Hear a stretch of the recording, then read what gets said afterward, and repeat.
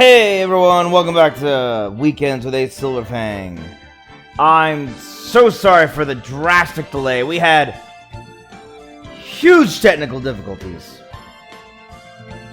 All caused by something as simple as a Windows update. I've been procrastinating the Windows update for a really long time. And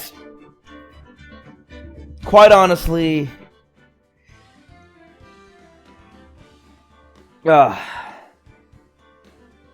simply put, it broke everything with my streaming. It reset every function. My headset wasn't even registered by my computer itself. So I had to figure out which port to plug I had to figure out what the problem was. Figured out that I had to plug the USB port into a different port, as well as stop using one of the connection devices. So I had to swap out some connection devices. Then I had to plug in my controller to another USB port, because that also wasn't working anymore. Then I had to make sure I had to... everything's just a mess. My gosh. Then I finally got that all working, got OBS open, and it broke on me and wouldn't accept any audio. It took me the rest of the time to figure out how to get the audio to work again. None of the guides online helped. All of them said nothing that would actually fix my problem. I finally figured it out myself just by figuring things out and dinking around.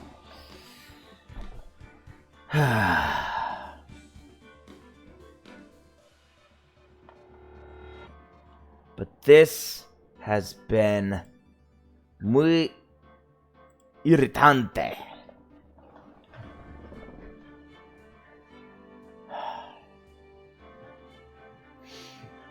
I'm so freaking aggravated by that.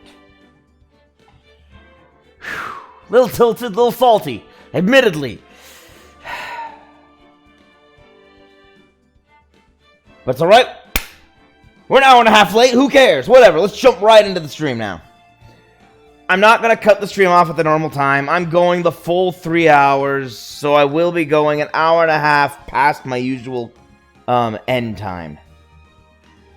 Which, if you're familiar with my streams, is not unusual anyway, even when I start on time. So, let's go. Trials and Tribulations, Episode 4, Turnabout Beginnings. Part 1-1, Trial. Let's go! The girl! Let her go!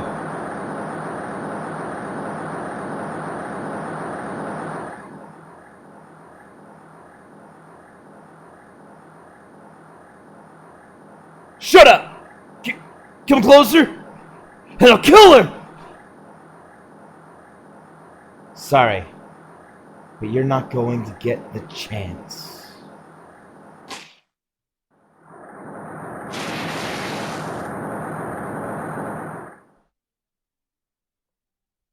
Bang.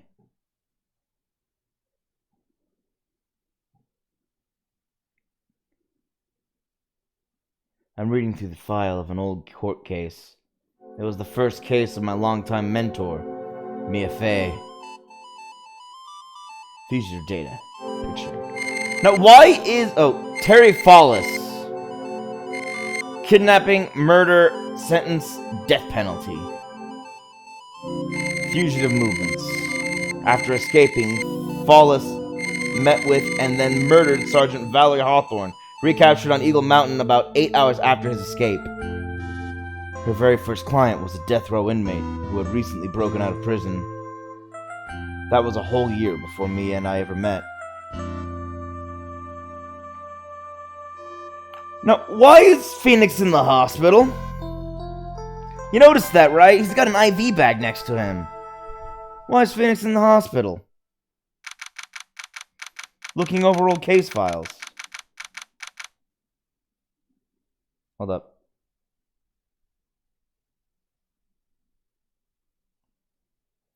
Okay, there we go. I was just making sure everything was okay. February 16th, 9:24 a.m. District Court. Defendant Lobby number 4. I'm so nervous. I feel like I'm going to die. I never should have accepted this case.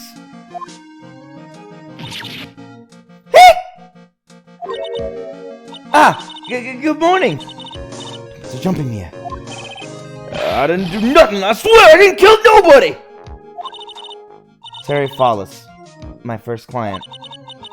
Sentenced to death 5 years ago, and now a prison escapee.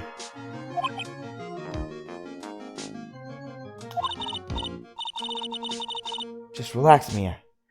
Make small talk and try to relax him. So why did you escape anyway? I'm sorry! I'm sorry! You're clearly insane! I didn't do nothing! I didn't kill nobody! I never lie! I didn't escape from nowhere!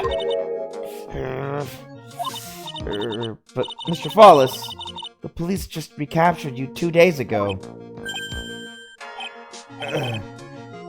Sorry, I told a lie. Oh boy. Anyway, I didn't do it. I never killed nobody. Sorry for asking, but you're on death row, right? I'm really sorry. They sentenced me to die 5 years ago. But I was tricked, I tell you! That woman, she lied in her testimony. That's why I got the death penalty. I swear it, I didn't kill her. I could never do that. 2 days ago, he escaped from the police wagon when it crashed. Then about 8 hours later, a policewoman was murdered before the police could recapture him. The police believe that Terry Follis did it. After you escaped, did you meet a policewoman? Yeah, I did. She's the reason I escaped. So that much is true. He did meet with the victim. But I didn't kill her! She was alive when I left. She was alive! It's true! I don't know why he's chewing on his ball. His iron ball. I can trust him, right? I mean, I should. Huh! You're not... Well, it's hard to tell, but I can 100% recognize the jawline. Huh. You're not gonna figure out the truth by just staring at the guy. Why are you here? Okay, just... Dang, why am I not getting as low as I usually can? Hold on.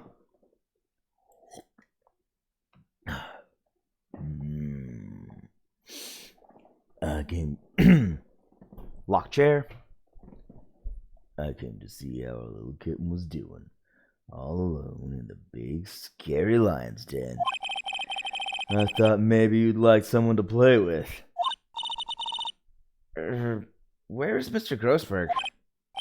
That old man's probably still in bed.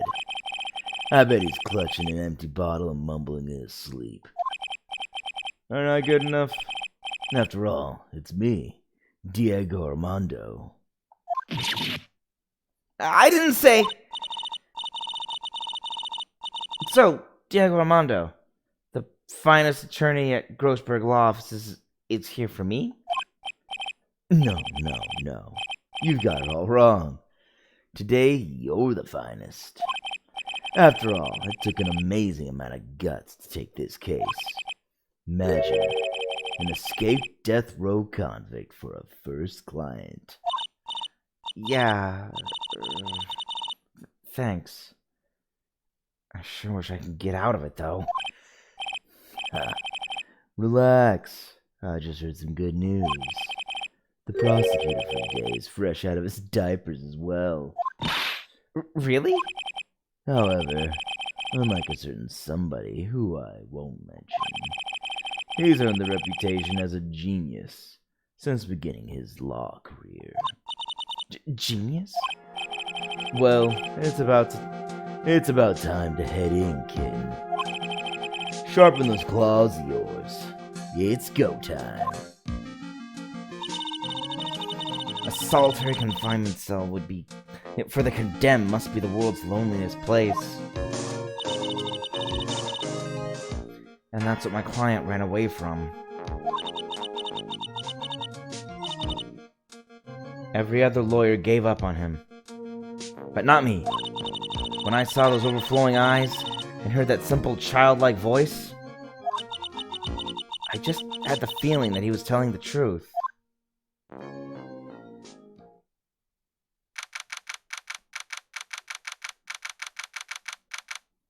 February 16th, 10 a.m. District Court, courtroom number 4. Yeah, you know, he always seems innocent to me whenever he's chewing on that iron ball. And chain. Oh, crud. I did this guy's voice once. What was he, Scottish? Court is now in session for the trial of Terry Follis. The defense is ready, Your Honor. Oh, dang, Edgeworth, I haven't done your voice in so long.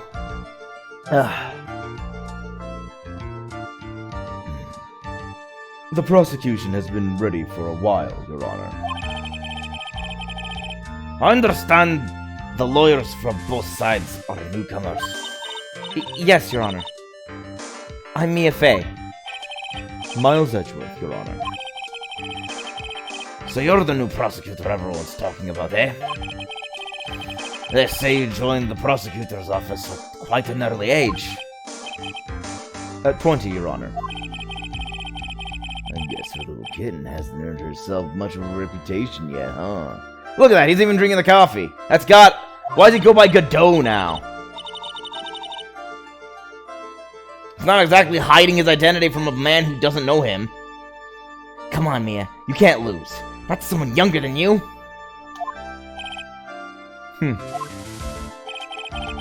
Young people running a trial. I'm not too sure how I feel about that. Now then, the defendant in this case is currently on death row. 2 days ago, he escaped from a police wagon. Is that correct? Precisely. But the defendant is not on trial for escaping prison. On the day that the defendant escaped, a policewoman was murdered. So we're here to determine if Mr. Follis was responsible for her death. For her death? You got it, kid. Well then, Mr. Edgeworth, let's hear your opening statement.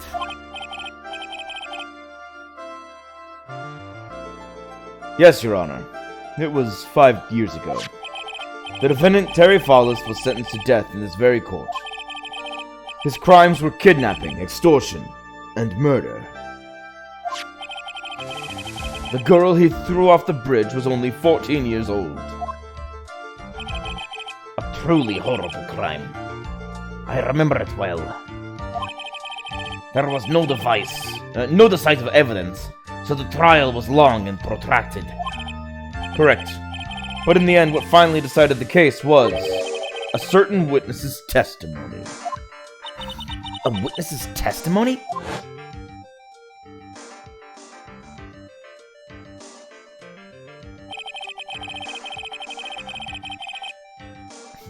The testimony of Detective Valerie Hawthorne, the person who confronted this criminal. She arrested Mr. Follis at the scene and later testified against him. She said she witnessed Mr. Follis throw his young victim into the river.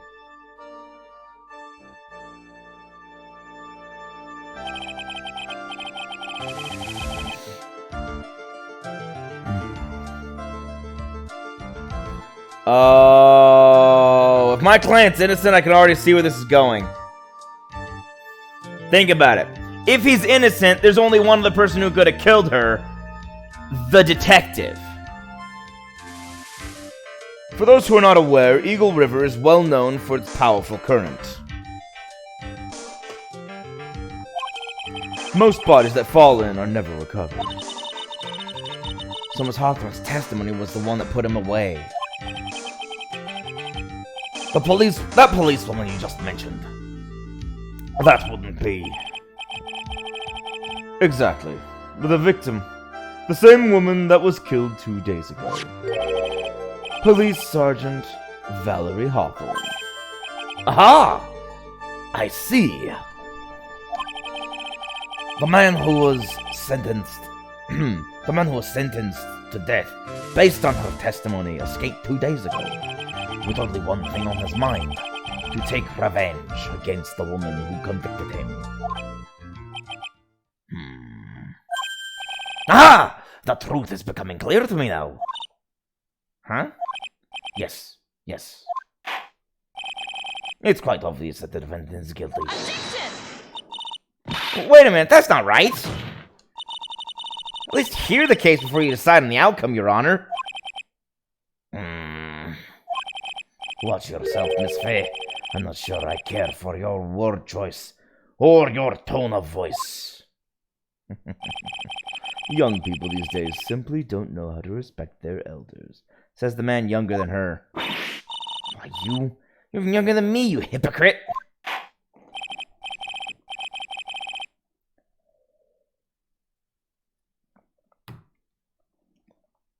Now then, Mr. Edgeworth, please call your first witness. I call the detective who was in charge of the initial investigation of this case. Gumshoe! Witness, state your name and occupation. Gumshoe, Dick Gumshoe. I'm the homicide detective in charge of the case, sir. I finally got promoted to the detective division half a year ago. I don't believe anyone asked you about that. Hey, ma'am! You got any idea how much work it takes? What is it? You're really gorgeous. Excuse me? No, seriously. My heart! It's aching! Oh, jeez. Edgeworth, smack him down. My heart! It's aching for you. Detective, pull yourself together and try to be professional. Otherwise, I'll write you up on contempt so quickly that something other than your heart will ache. Okay, I got it. Sorry. Now, detective, tell us about the incident. Yes, sir! Right away! The victim was Sergeant Valerie Hawthorne, a veteran on the police force. She was stabbed in the back with a knife and died of excessive blood loss. That much is already stated in the autopsy report. The court would like to hear more details about the incident itself. Yes, sir. I gotcha. Okay. Let's take a look at this aerial map of the area here.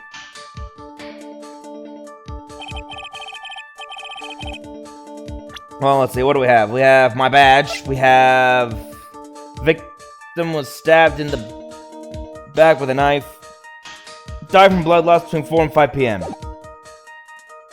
This is a sketch of Dusky Bridge, an old suspension bridge. And the river that runs under there is Eagle River. The victim and the defendant met there, on top of the bridge. After stabbing her in the back, the killer carried the victim back to his car. He was recaptured at a police checkpoint as he was trying to make his getaway, sir.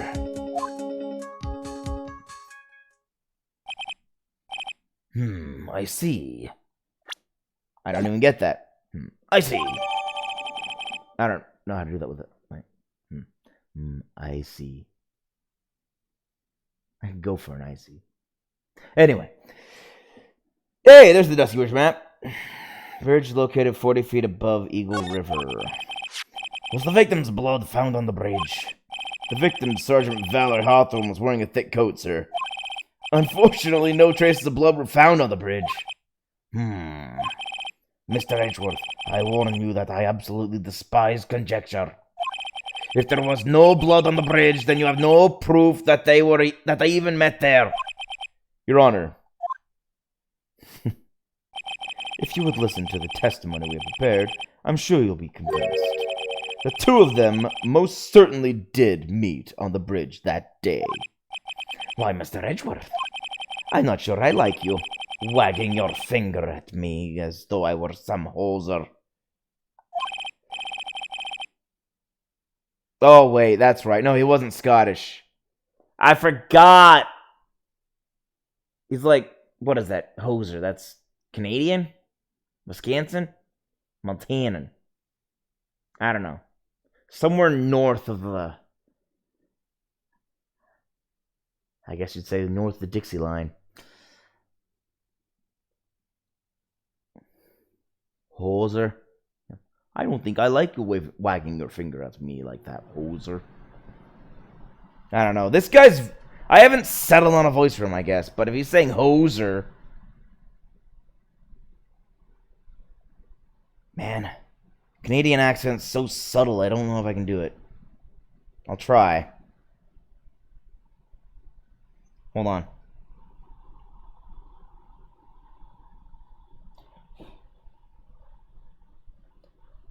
What cultures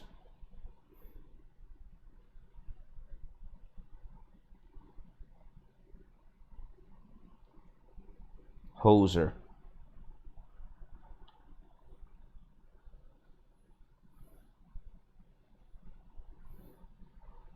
It's Canadian, alright. I thought so. Okay, well, here we go. Detective, proceed with your testimony. No, that's Irish. Proceed with testimony, eh? Proceed with your testimony. I don't know. I don't know if I can do it. I'll just do normal and add in Canadian accent here and there. Yes, sir! Here we go. Here we go, Mia. Hang on. Okay, now. Listen carefully, kitten. One little mistake, and this guy will drink you for your morning tea. Trust me and get ready.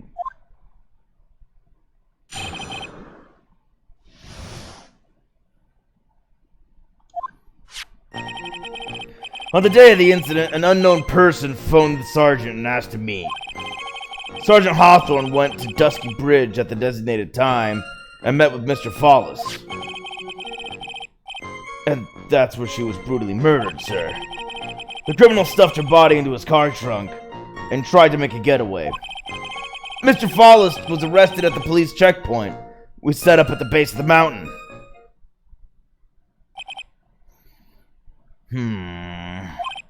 Well, you certainly have established the importance of the bridge. Naturally. Now, would the defense please hurry up and proceed with the cross-examination? Well, now he's slightly Irish. I can't get around this. Yes, Your Honor! Cross-examination! Coming up! Right up! Hey, settle down there, kid. If you keep trembling like that, you're gonna make me spill my coffee. I'm not trembling. It's just cold in here. The courtroom can be a cold battlefield, all right. Especially for a beginner. I don't need you to worry about me. I mean, the defendant, the witness, everyone's a beginner in here. Huh, you got me there. But maybe you should keep your claws out and show them what you got, kitten. It's okay, Mia. Stay calm. Just remember those court procedure videos you stayed up all last night watching. Well, this is gonna be irritating. I'm just gonna be irritated trying to do the judge's voice. Maybe I'll just do a version of the other judge, but make him Canadian. Summary of the incident. On the day of the incident, an unknown person phoned the sergeant and asked me to meet. And asked to meet. This unknown person, you have no idea who it might be, right? Sorry, but I'm afraid I do. What? The one who called Sergeant Hawthorne was the defendant, Terry Follis. What? The defendant? The defendant called her? Sergeant Hawthorne was a very thorough person, sir. She left a note about her phone call with Mr. Follis. A note? Yeah, a top-secret memo that she left in her desk. Confidential police materials written by the victim. According to this note, it seems the one who called her to the bridge was indeed the defendant, Terry Follis. Whose bright idea was it to keep that note from me? Looks like the judge is even more sure of his verdict now. Listen up. Never ask a question if you don't already know the answer. It's that detective's fault. He's the one that said unknown person. Hey now, don't make that face at me. I just said it that way because the prosecutor told me to. Was that a trap? With that cute face, I don't expect him to be so sneaky. Sergeant Hawthorne went to Dusky Bridge at the designated time and met with Mr. Follis. A bridge up in the mountains? But why meet there? Because it's a very important place to the defendant. That's why. What do you mean by that? If you remember 5 years ago, the defendant kidnapped a young girl. He was chased onto a bridge, and it was there that he killed his hostage. And the place where all of this occurred is, of course, Dusky Bridge. The very place where Sergeant Hawthorne arrested and handcuffed Mr. Follis. Returning to the scene of the crime. How nostalgic. And that's where she was brutally murdered, sir. The criminal stuffed her body into his... Oh, wait. Was the body of the victim discovered right away? Yeah, we were really on the ball. We found the criminal within 1 hour of the murder. It was great! We even got to say, don't move! We've got you surrounded! Wait a second. Isn't there something weird about that? Very weird. The location was a suspension bridge up in the mountains. So how did they find out about the crime so quickly? Sergeant Hawthorne must have mentioned the phone call to someone else, right? Huh. If that's what had happened, then she wouldn't have been killed. She never mentioned the phone call from Mr. Follis, but she left a note on her desk about it.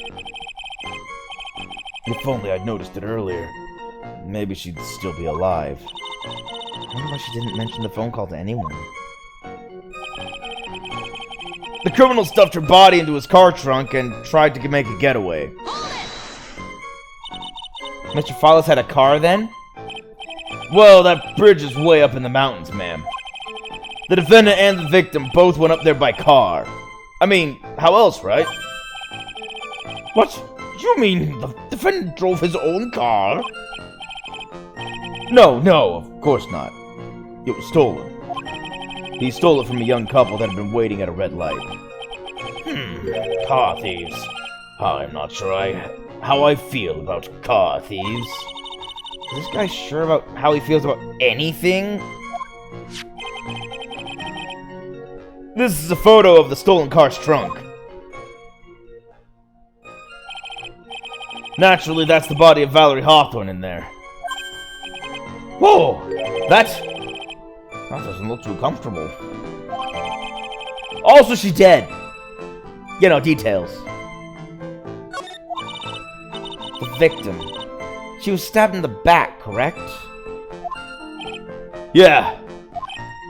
For some reason, men always seem to get stabbed in the back.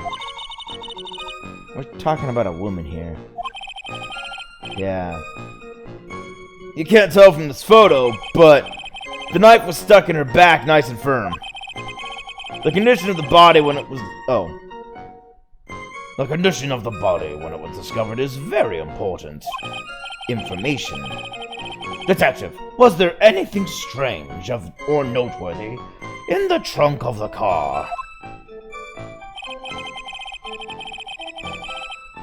Here's a photo of the trunk, but I don't see anything strange. Do you? Anyway.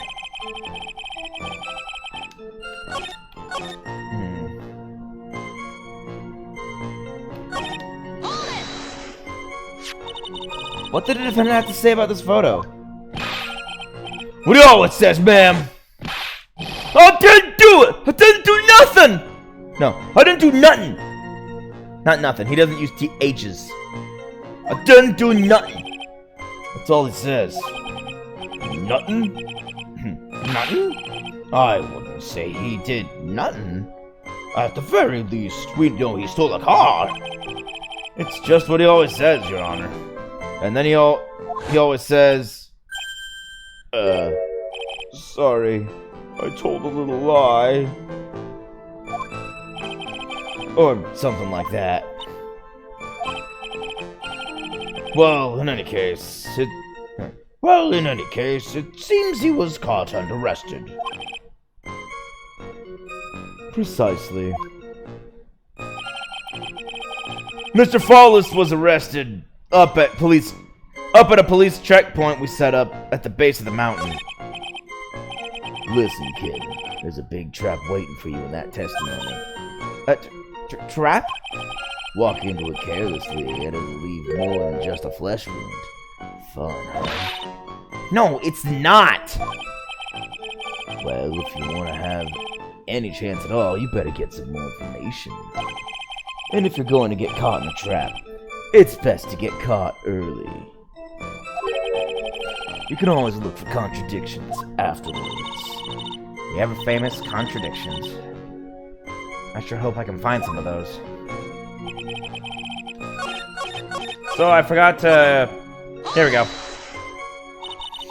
That certainly is some impressive police work. Well, no, actually it was way too close for comfort. We set up that checkpoint just after 5 p.m. We figured that Mr. Fawless might just try to run. What do you mean it was too close for comfort? The two of them arranged to meet at 4:30 p.m. And it takes approximately 30 minutes to go from the bridge to the checkpoint. That was kind of close. Any later, Mr. Fawless could have slipped right by. Listen up, kid. Oh, there it is, yeah.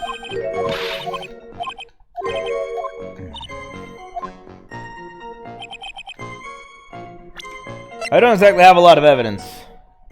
She died between 4 and 5. The meeting was at 4:30, and they caught him at 5. When they set the blockade up. The checkpoint. Bridge located 40 feet above Eagle River.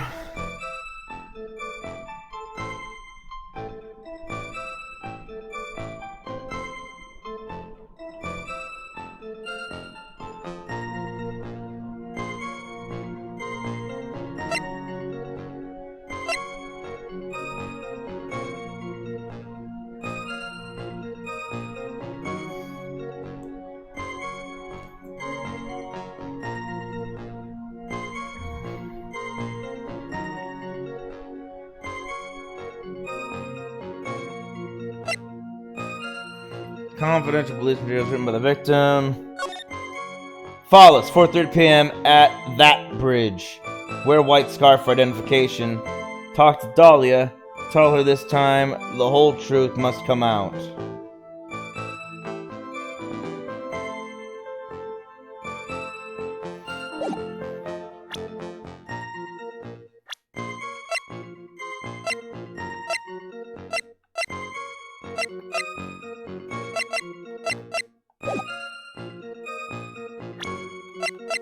Huh. Who's Dahlia?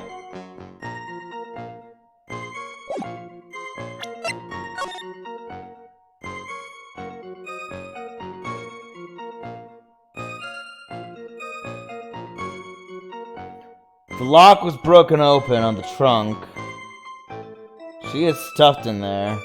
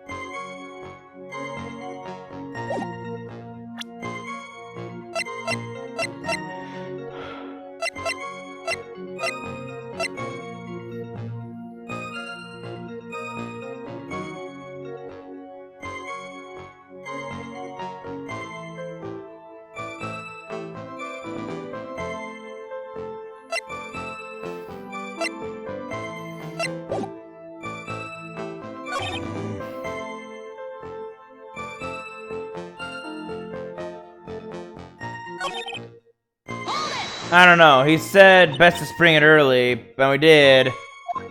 And so going back and doing it again. I mentioned the note.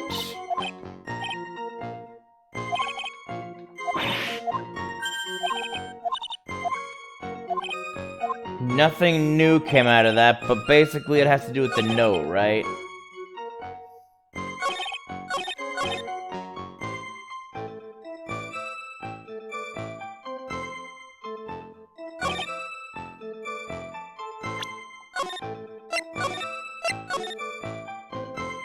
Well.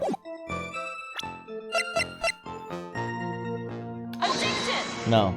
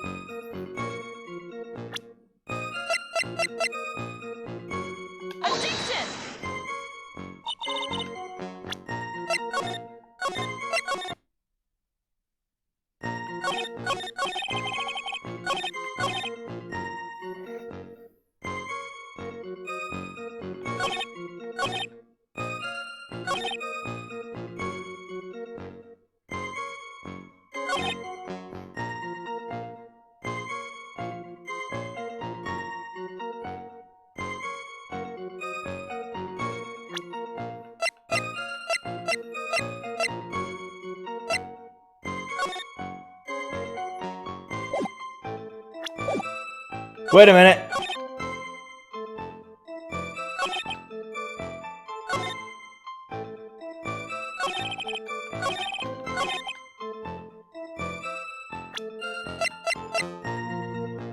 Haha! No white scarf! Witness! Yes? What is it? Do you have something to say, Miss Faye? I'm sorry. I totally forgot what I was going to say. This is the first time I've ever actually addressed someone like that. You should have practiced before coming to court. Honestly, Miss Faye, I'm not sure I like this. Say there, little kitten. Want a piece of my coffee candy? Candy? Well, I'm still too young to be drinking real coffee. Come on, Mia. Shake it off. You're a lawyer. Detective. Yes, ma'am? This photo. You said there was nothing peculiar about it. Is that correct? Yeah, that's what I said. Well then, I suggest you take another look at that note written by the victim. The note? It very clearly says, wear white scarf for identification. The caller must have forgotten what the victim looked like, thus this special request. Ah! I have one very simple question for you, Detective. Where is the white scarf? I can't seem to find it in this photo. Well, to be honest, we didn't find it in the trunk, ma'am. And you stopped there? You should have looked for it! Ah!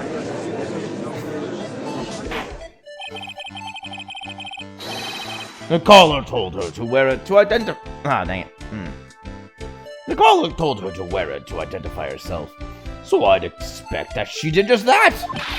Well, Mr. Edgeworth, what do you have to say about this? I see the defense is a little lacking. The scarf you are searching so desperately for. Is it this one, perchance? Ah! Where did you find that, sir? On Dusky Bridge. I was there first and decided to conduct my own investigation. Why didn't you tell me? I made a decision to keep all pieces of evidence in my personal satchel. It's the safest place I know. That hotshot sure has flair for the dramatic. It's not exactly white, as the caller requested. But as you can see, it's close enough for what it was intended for. It looks like it spent some time in the mud. Not surprising. It was drizzling on the mountain that day. Prosecutor Edgeworth. He was intentionally hiding the scarf the whole time. The court will accept the scarf into evidence. Worn by the victim at the time of the incident, found on Dusky Bridge. Now, if the attorney for the defense is finished embarrassing herself... How is that embarrassing herself? You hid information from everyone, even the detective! I'd like to move on with the testimony. That is all right with you, isn't it, Miss Fay? Boy, would I like to wrap this scarf around his smarmy little neck. Very good. Now if we're done with this mud-covered scarf business, the prosecution moves to establish conclusively and with hard evidence that Miss Hawthorne and Mr. Follis did indeed meet on that bridge that day. Further, we will show exactly what occurred there. That sounds quite promising. I can't wait to hear all about it. Everything is moving at his whim. Don't forget, kid. There's a reason why everyone considers this kid a genius.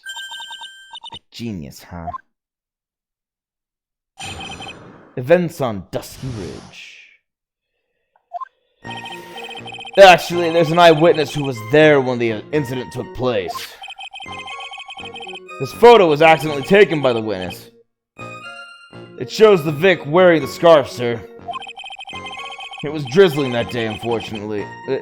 It was drizzling that day. Unfortunately, it's a little hard to see what's going on. Anyway, the criminal shoved the victim down from behind and stabbed her in the back. That must have been when the scarf fell off.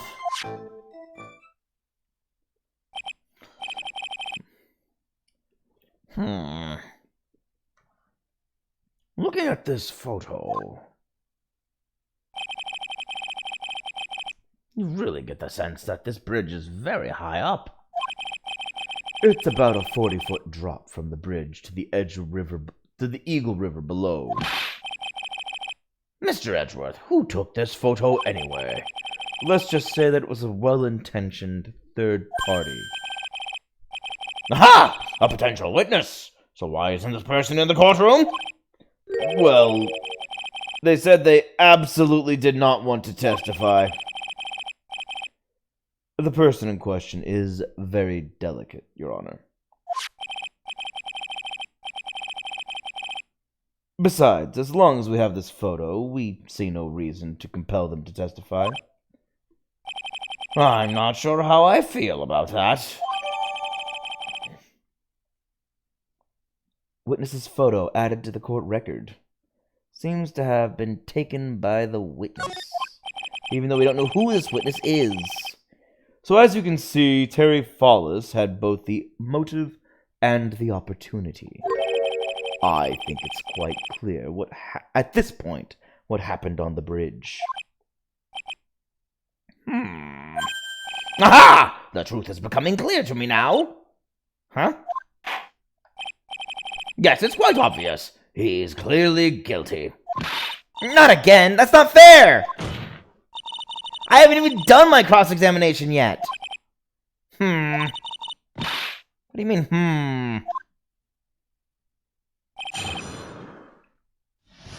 I think I like my other judge better. Who do you like better? The judge who keeps jumping to guilty verdict by just a whim?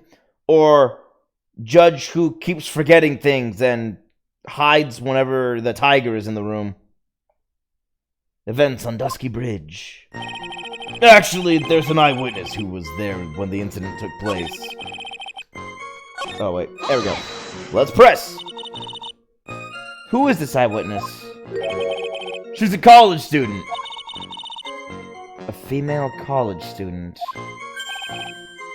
That's right. Meaning she's female and a college student, ma'am. She doesn't do well in front of other people, so I came to testify for her. Maybe so, but as the attorney for the defense, I have the right to cross-examine her. For the time being, we're not relying on the witness's statements. That is all. What is that supposed to mean? The prosecution has other, more decisive evidence.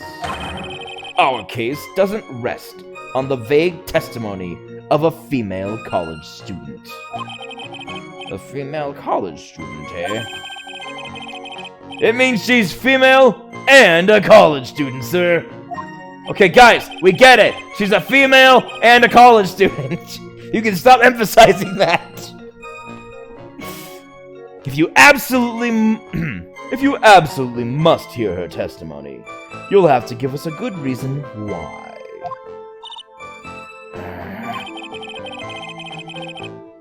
Please tell us about the more decisive evidence in question. A picture. This photo was accidentally taken by the witness. This does not look like an accidental photograph. That is too well squared. We've seen accidental photographs in this entire series of cases. By Lotta Hart, who has like askew camera angles and things. This does not look accidental in the slightest. This looks staged.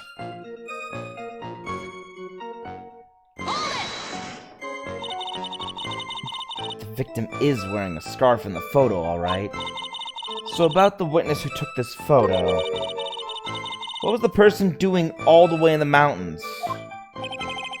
She was taking photos of wild flowers, apparently. There are many unusual types of flora on that mountain, Miss Faye. People in the area say it's because of the spirits that live there. Spirits? Now that you mention it, this photo... this cloudy fog-like thing... Is it a ghost? I don't believe it! No, Your Honor, no. I don't think it's a ghost. It was drizzling that day, unfortunately. Unfortunately, it's a little hard to see what's going on. Drizzling, huh? That's right. There was a light rain coming down. The whole place was dreary. But not as dreary as the mood that's in this courtroom right now. Haha!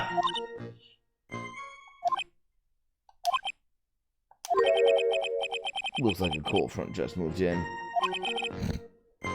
In any case, the point is that the area was quite damp. There was even some fog. I even slipped and fell while I was on the bridge. It was really something. Anyway, the criminals shoved the victim down from behind and stabbed her in the back. Can you prove that? Is that part of the witness's testimony as well? Of course it is! He pushed the victim hard in the back, and she fell down right on her stomach. I remember that happening once myself. It was really brutal. It was really brutal? Are you talking about seeing someone get pushed? Or were you the one getting pushed? Or does that mean you pushed someone down like that once? With his mind-boggling tales and the way he said brutal. I wonder if he's Canadian. Oh, I get it. He is Canadian, obviously. He's a hoser. But it was really brutal. Oh, I know. It was really brutal. That's such a weird way to say it. Brutal. Save your nasty look for the right person. Huh? Take a look. Poor baby. The court record seems to have wet itself. Hey! Watch where you spill your coffee! Court record, huh?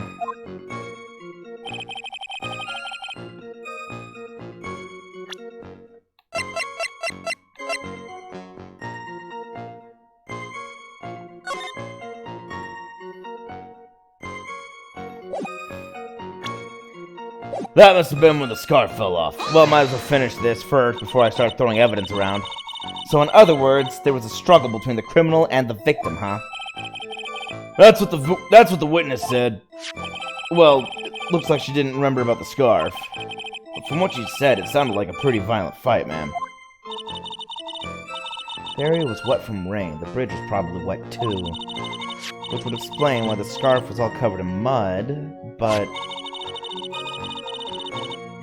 there's something about this testimony that's still bothering me. Heh, talk about a surprise. I had no idea there was a photo. So what do I do? You really still believe him? Mr. Crybaby, I mean. Of course I do! So the little kitten believes in fairy tales, huh? In that case, the answer is obvious. If what you believe is the truth, then that means that somewhere hidden in that testimony is a contradiction. One huge contradiction waiting to be discovered. That's your chance.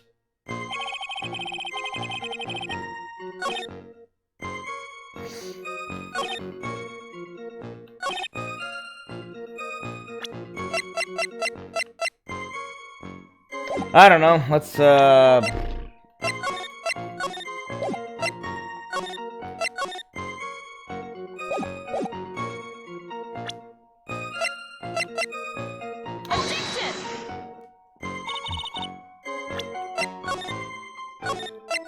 no.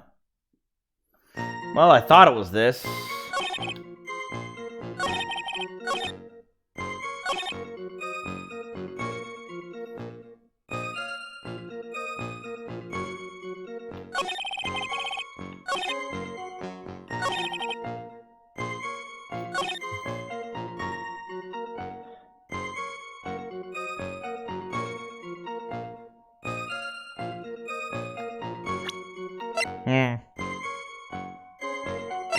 Ha.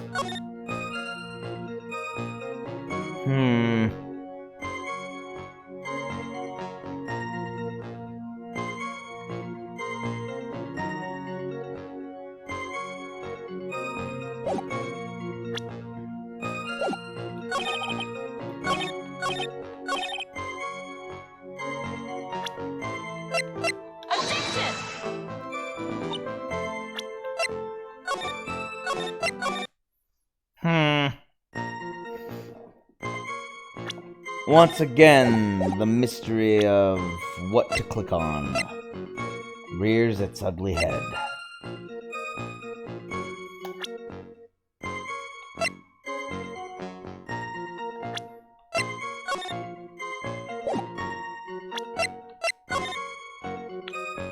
Yeah, that's her.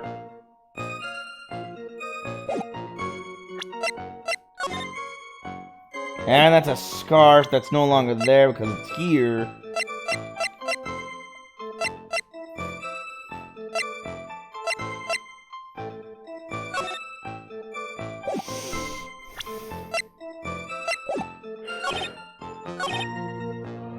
Wasn't this the part where he said, look at the court record?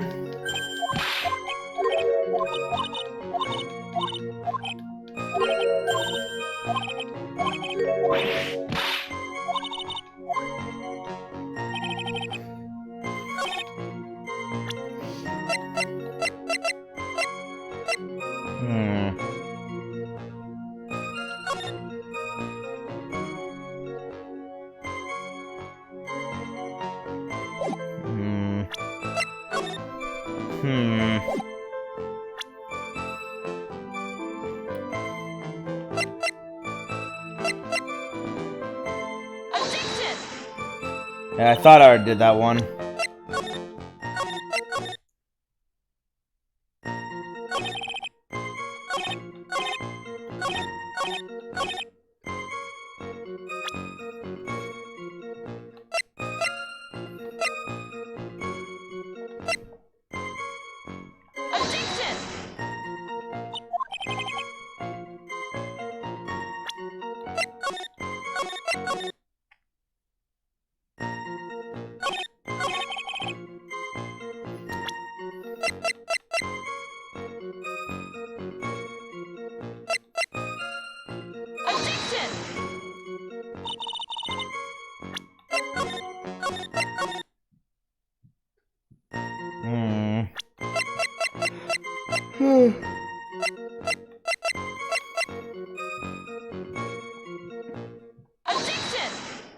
I don't know what it was, but it was something about the car.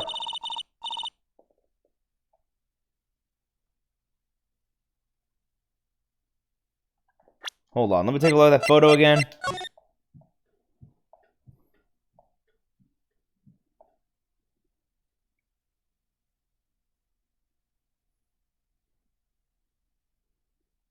Well, she's also missing her hat and sunglasses.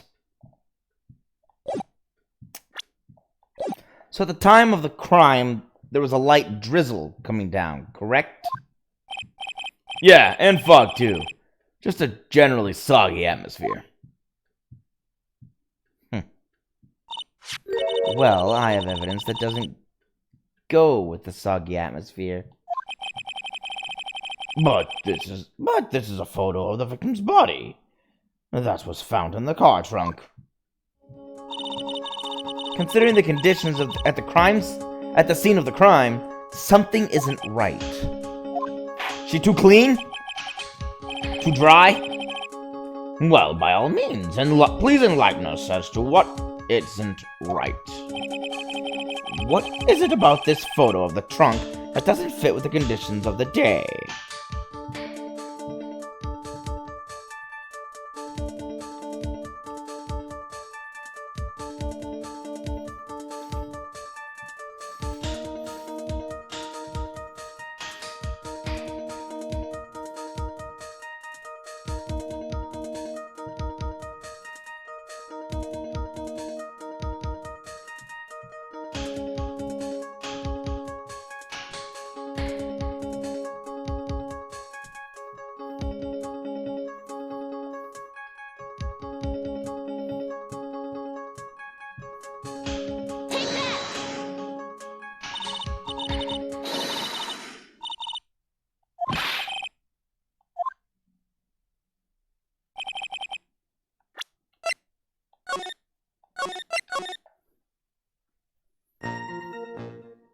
Okay.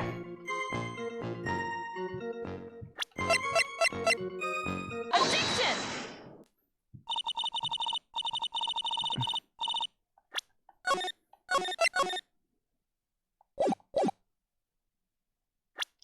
So we know it's raining.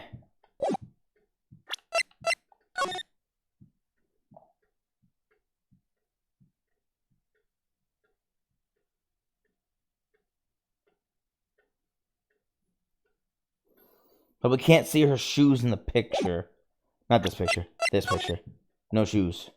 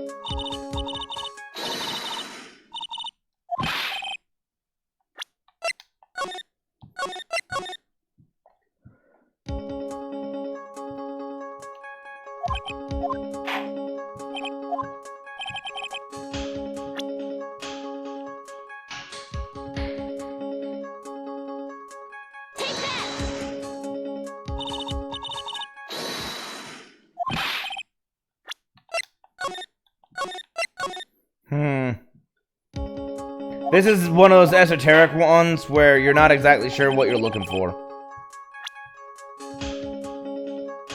I've tried the broken lock. I've tried to find dampness in the trunk. I've tried to find the mud on the ground. I can find water on the jacket.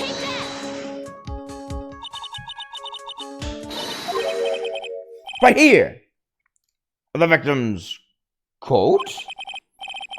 As far as I can see, there is nothing strange about it. That's exactly what's strange.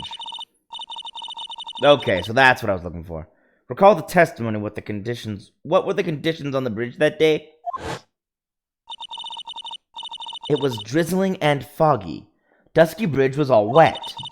If the victim had really fallen down on her stomach on top of the bridge... then the front of her coat should have been covered in mud. That's exactly right. The other day I fell on a muddy street and my gorgeous playoff beard was befouled. I do admit the crime scene was quite wet that day. However, that doesn't mean that the top of the bridge itself was muddy. If your honor had fallen in the shower instead of on the muddy street, your glorious hockey beard, pride of the legal league, would be wet, but not muddy. Fortunately, I have yet to test that. Still, your point is well taken. Can you prove that the surface of the bridge was muddy that day? The surface of the bridge, huh? Yeah, you've already proven it to me. A real man wouldn't stand for a taunt like this. Neither would a real woman. Of course I can. Here is the evidence that proved the surface of the bridge was muddy. And you gave it to me. The evidence is this scarf! Ah! Ah! Wait, what's his yell? Aha! It should be obvious. If the scarf fell onto the bridge and got this muddy, it means that the bridge was obviously covered in mud. Arrgh! No! I can't be outwitted by this novice bimbo! Hey, same to you, buddy.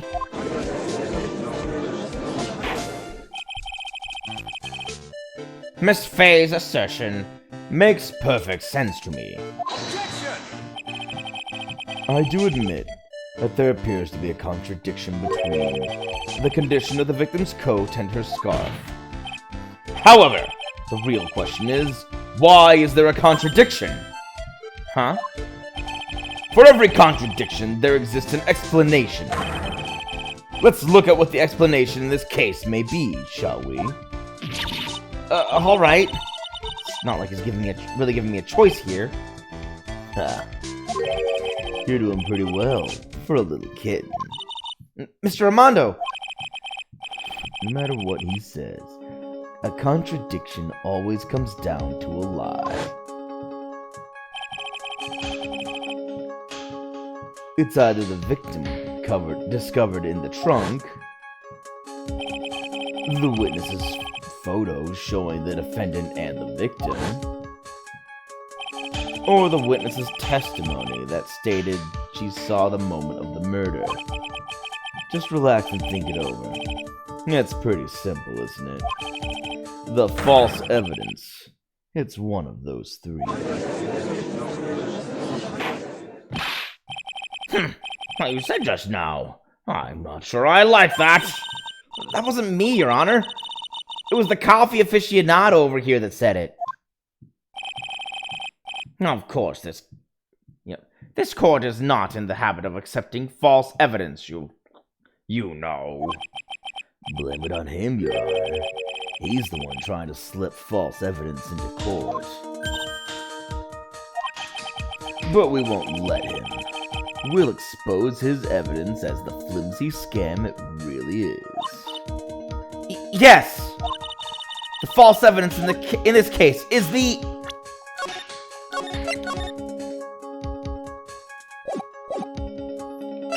witness's testimony! It is a no-brainer. Obviously, it's the witness that's suspicious.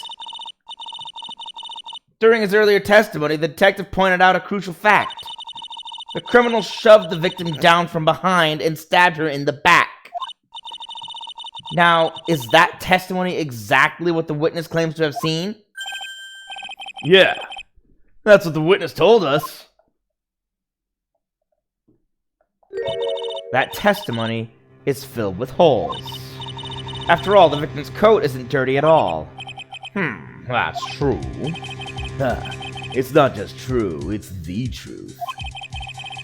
And there was a truly decisive witness in this case. I'm certain that boy Wonder over there would have called them in the first place. Your Honor, The defense requests to cross-examine the eyewitness. The testimony presented so far is not only vague, but contradictory as well. Well, Mr. Edgeworth, it appears that we'll need to hear from your mystery witness after all. You should brace yourself for the brutal truth.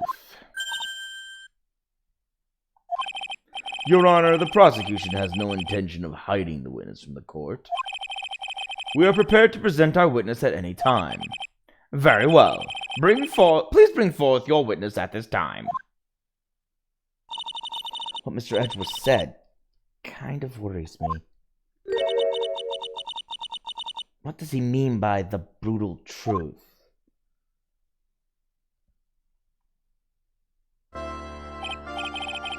Now, let's proceed with the testimony.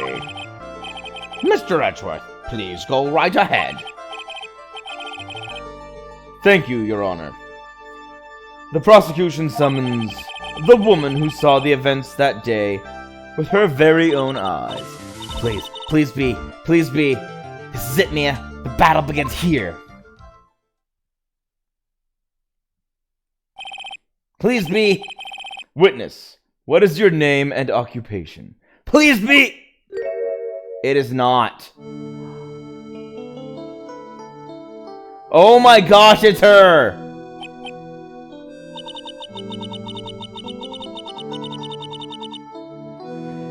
Okay, so remember how Mia hates this girl, and this girl hates Mia.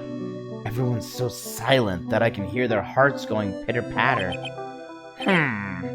Oh. When I look at you, how can I put it? You look as scrumptious as a double and a dozen donut holes. Sorry, donut holes. Gotta do donuts. It's the Canadian donut hole. I feel like I want to hurry up and hand down a verdict just to have a bite. Hey, not so fast! As I said before, this witness is very sensitive and delicate. She's anything but! I would ask the court to please exercise care when addressing her.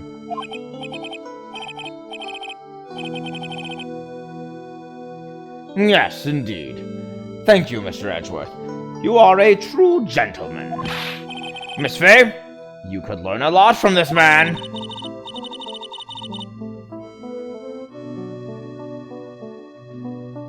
If he's such a gentleman, he sure doesn't act like one to me.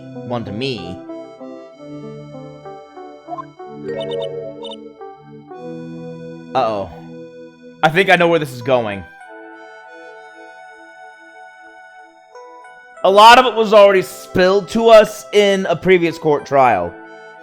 Back with the other flashback, where Phoenix was dating her. Sir? Yes, my dear. This is my first time, so I'm sure I'll make a lot of mistakes. Anyway, I just wanted to say, I'm sorry for all the trouble I might cause. Not at all. It's no trouble at all. Now then, may we please have your name and occupation? My name is, Melissa Foster.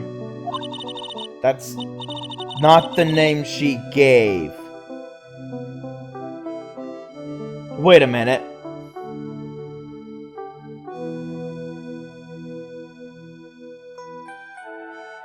Am I wrong? Was that the name she had?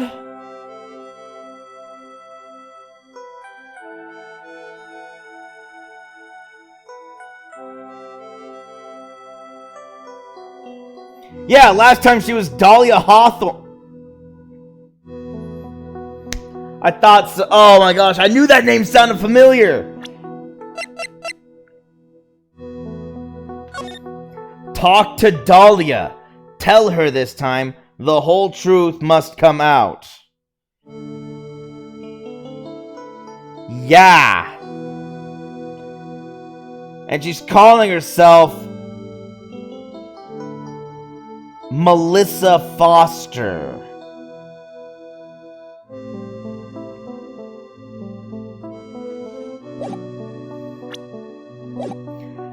Oh my gosh, she's so frickin' evil. Yeah, if she's actually tied to this and she does what I think she does. Oh my gosh. I'm a college student, a freshman in the literature department. You were on the scene when the unfortunate event occurred, correct? And you were the one who took this photo. Is that accurate? How can you be so mean? Now see here, what are you doing shoving that in her face like that? Huh? But it's just a photograph. It's not like it's something dangerous. Next time I'll be forced to penalize you.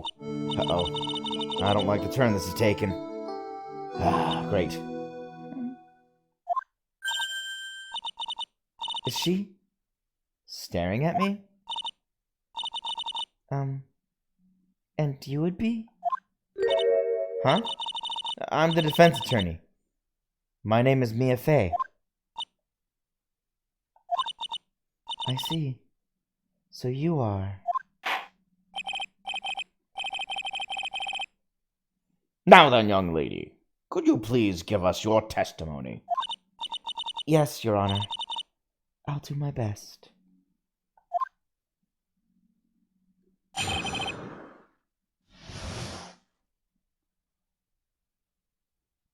They were clever giving, like, just always having different people. The last time she was in the courtroom, it was Mia versus... I believe it was that rookie crusher. The guy that tutorial lawyer. Mr. wears glasses and has a comb over because he lost his hair as a result of losing to Mia Fey. So, yeah, they keep mixing up who sees her except Mia. The witness's photograph. I was using my camera to take some pictures of wildflowers. Then, I noticed there were two people standing up on the suspension bridge. Suddenly, they just started fighting. That's when I hurried and took the photo that shows the crucial moment. And right after that, I called the police. By the way, where were you standing when the incident occurred? I believe the map would be of help here. I was standing right over here. Okay, that does make sense with the picture we have. I was standing in a beautiful field surrounded by tall cliffs. So you took the photo from that location, eh? I brought the camera I was using at the time, just like Mr. Edgeworth asked me to. Ho! What a cute camera. Just like its owner. Okay. Little do they know, she's really evil! So evil she lights butterflies on fire with her evil.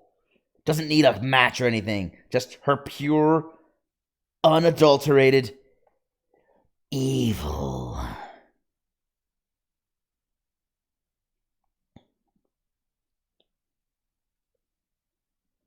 Took the witness's photo with this small but powerful model. All right then, Miss Fey. Time for your cross-examination. But I warn you, make the witness cry again, and you'll feel the wrath of my gavel. Great.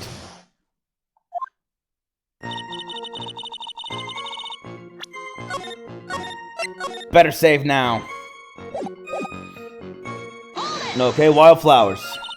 Did you say wildflowers? Yes, the mountain is famous for its beautiful spring wildflowers.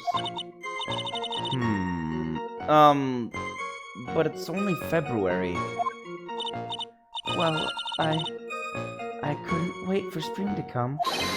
Oh, I know just how you feel. It's just like when I first started growing this glorious beard of mine. I just couldn't wait, so I wore a dyed blonde Santa beard until mine grew in properly. Would you mind if we got back to the facts of the case, Your Honor? Thank you, Edgeworth. Then I noticed there were two people standing up on the suspension bridge. So it's already fishy that she was out there in February looking for flowers. Last I checked, most flowers don't bloom in February.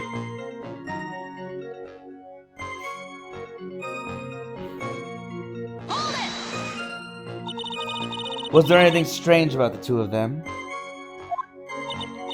I'm a bad girl. I know I am. It looked like they were having a really serious conversation up there. So I decided to watch them. Like some kind of peeping Tom. No, not at all. Everyone is like that. I love watching other people fight too. In fact, I can't get enough of it. Actually, that's why I took this job in the first place. It's too much info, Your Honor. Really. In any case, it's perfectly natural for you to have kept watching them. Especially dressed as they were. Well, anyway, I was watching them very closely. Suddenly, they just started fighting! Do you have any idea what they were fighting about? No, I have no idea. Why do you ask that? Oh, I just thought that maybe you overheard what they said. Oh, Crunch is crying! I thought she might have heard! I would never eavesdrop. I've got more class than that. That's right, Miss Fay. Don't drag the witness down to your level. Okay, good. No penalty. That's when I hurried and took the photo that shows the crucial moment. Why did you take a photo? Well, the two of them were really going at it. Ever since I was a little girl, I always wanted to be a news reporter. I guess that part of me just kind of took over. Smells like a lie to me. Yes, I understand completely. Even now, I can't completely abandon my boyhood dreams. I still use my grandson to test my comedy routines on. So you wanted to be a comedian, huh? Not that it has any bearing on this. All I could do was to use my camera. So I took the photo of the crucial moment and gave it to the police. And right after that, I called the police. You called the police? Yes, because it looked to me like the murderer was going to try to escape. We were already moving before the call even came in. Thanks to the victim's note, we had already started our operation. That was certainly tough luck for a criminal, eh? If Terry Fallis isn't a criminal, then there must be something strange in that girl's testimony. I'm actually a little surprised I don't see the locket. I thought she'd be wearing it. Be careful, kid. That girl has the judge wrapped right around her little finger. You're going to have a tough time poking holes in that testimony of hers. You're going to have to come up with something really good, Mia. Okay, let's see. What can I poke a hole in with? I have a photo. No, a camera. I have a camera. I have multiple photos. I have a scarf. I have... to prove that her name is Dahlia. I knew that name sounded familiar when I read it. I was like, wait a minute.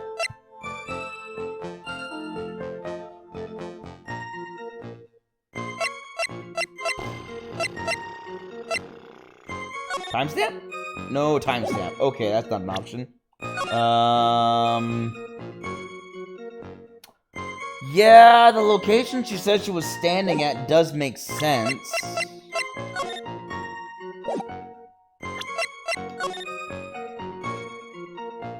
Okay, so she was here, and the car was here. She was here, then she would have looked up, and they would have been standing about here. Ish.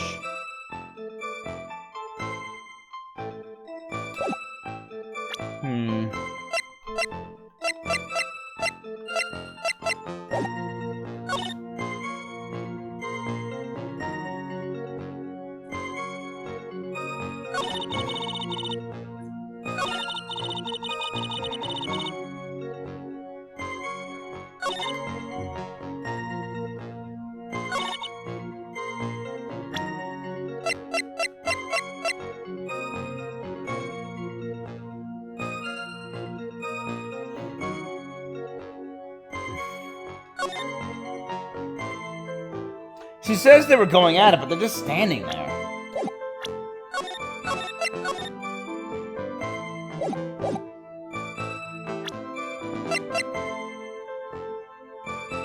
Objection! Yeah. Witness. When you said you took a photo of the crucial moment, is this what you meant? All I can see in this photo are two people facing each other. Yeah, good. I saw what they were getting at. You testified that you saw the two of them starting to fight. Normally, that's the thing we would refer to as a crucial moment. Why haven't you presented a photo like that? Well, you see, the photo we presented was the only one there was. But if you really wanted to capture the crucial moment, then what happened next? You must have taken a photo of it. Oh!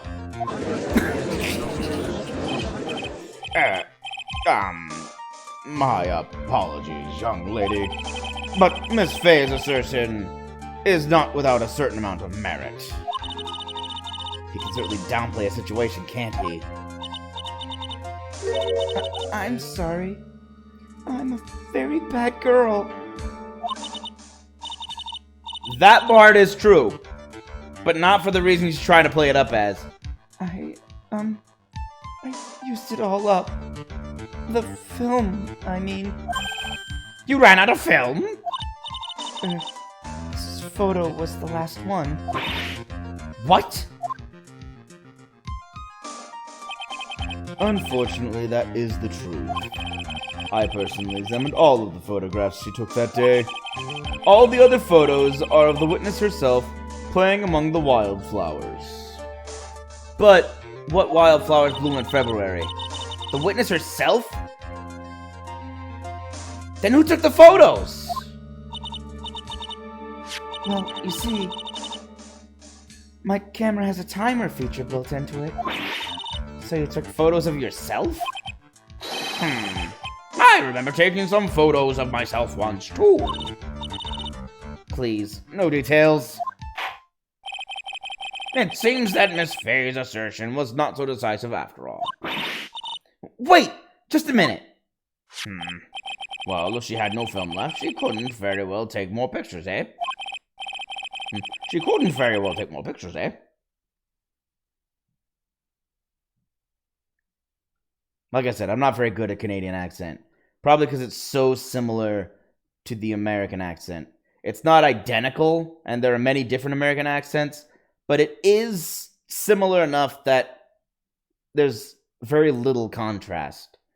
It's a little tricky to pull off a good Canadian accent over the course of an entire conversation. Plus, I've known many Canadians, and they sound just like us. Unless we go the cartoony route. Which I guess I already am kind of doing. I don't know. Miss Foster, perhaps then you could tell us about a different sort of photo. photos of the incident that you took with your very own eyes. Mr. Edgeworth, you're quite the poet. Very well. Let's get back to the cross-examination, eh? Let's get back to the cross-examination, eh? I still can't do it. Oh well. Let's hear your thoughts on the fight that you witnessed. Yes, Mr. Judge.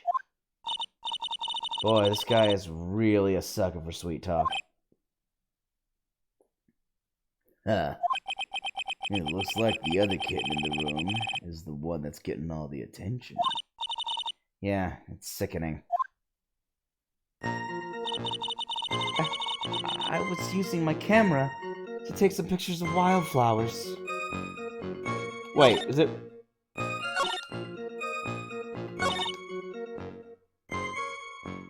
Oh.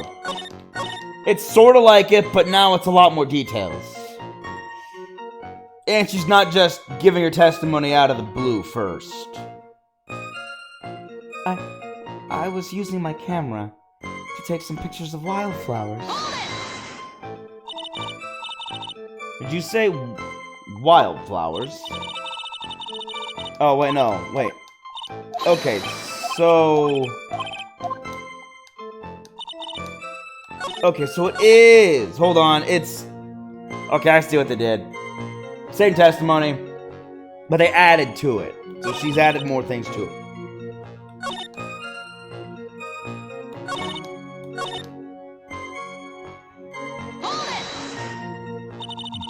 Was there anything strange about the two of them?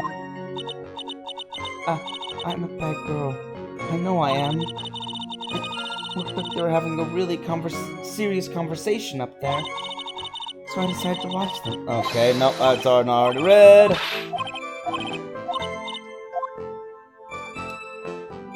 Suddenly, they just started fighting. Do you have any idea what they were fighting about? Huh? No. I have no idea. Why do you ask that? Oh, yeah, okay, the overheard part, and she gets sad. And then I get lectured for apparently making her cry, because I asked if she heard anything. And tried to run away, but...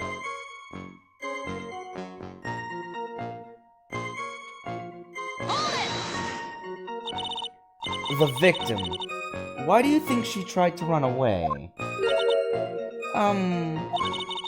With her police training, she certainly knew better than to turn her back on a criminal.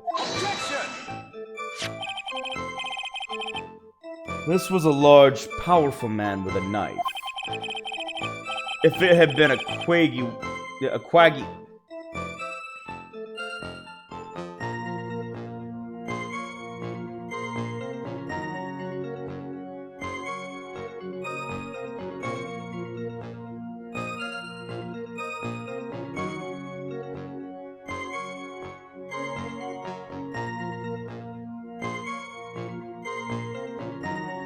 Marshy or quaggy, marshy or boggy, flabby or soft. Did you just call me a flabby? If it had been a quaggy woman like you, I'm sure she would have acted differently. Quaggy? Why you? If it had been me, I probably would have jumped into the river. There's still something wrong with his testimony. She only got about 10 yards before she was stabbed in the back. Now that really seems off. So you're saying Sergeant Hawthorne wasn't able to get away from him? Well, it's a narrow bridge, and it was swaying back and forth. If you ask me, both of them were in danger of falling off. I only wish I could have done something to help her.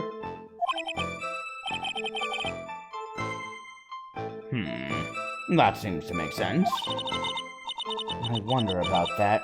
Something seems kind of off. Huh. Does it now? You have a good sixth sense. When you feel that something's off, that's when you need to figure out why. If Terry Fallis isn't the criminal. Yep, there is. Yep. Moving on back to here. And presentation. Map. 10 yards? There was not 10 yards of room from where she said they were standing and where she was standing. Witness, your testimony is a joke. Huh? What? But I just... Miss Fay, I thought I warned you not to make the witness cry. One short testimony and 2 bad contradictions. There's no possible excuse. You say there were 2 contradictions? It's simple. Just take a look at the diagram of the area. According to her testimony, the 2 of them were in the middle of the bridge. But if they were, and the victim had turned around and tried to run, well then, she would have hit a dead end! You said 10 yards, but she couldn't have run even 5. Because Dusky Bridge is collapsed on that side. Ah! What does all this mean? It's very simple, Your Honor. This charming little witness told a charming little lie. That's all there is to it.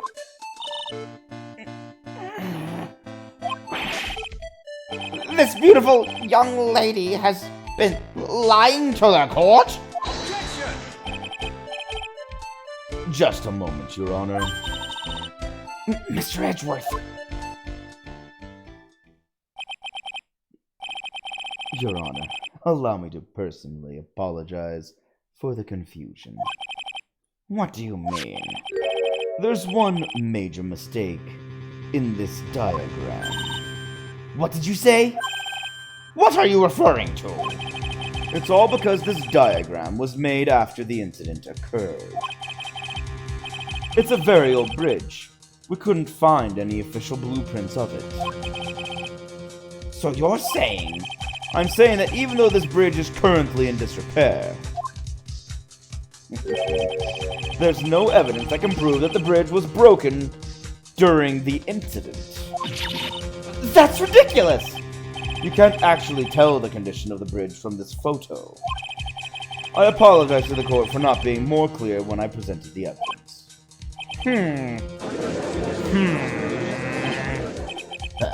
That guy's good. Huh? What do you mean? He planned it from the beginning. He's a genius, all right. That diagram of the bridge was his insurance policy. What? That coward! Well, Miss Fay, it seems you've once again made a reckless accusation. I'm so sorry. I should have been more careful myself. No, it wasn't your fault at all. Now then, shall we go on with the trial? I'd like to establish once and for all what it was that the witness actually saw. Indeed. All right, young lady. May I ask you to please proceed with your testimony? But it's so hard to go on.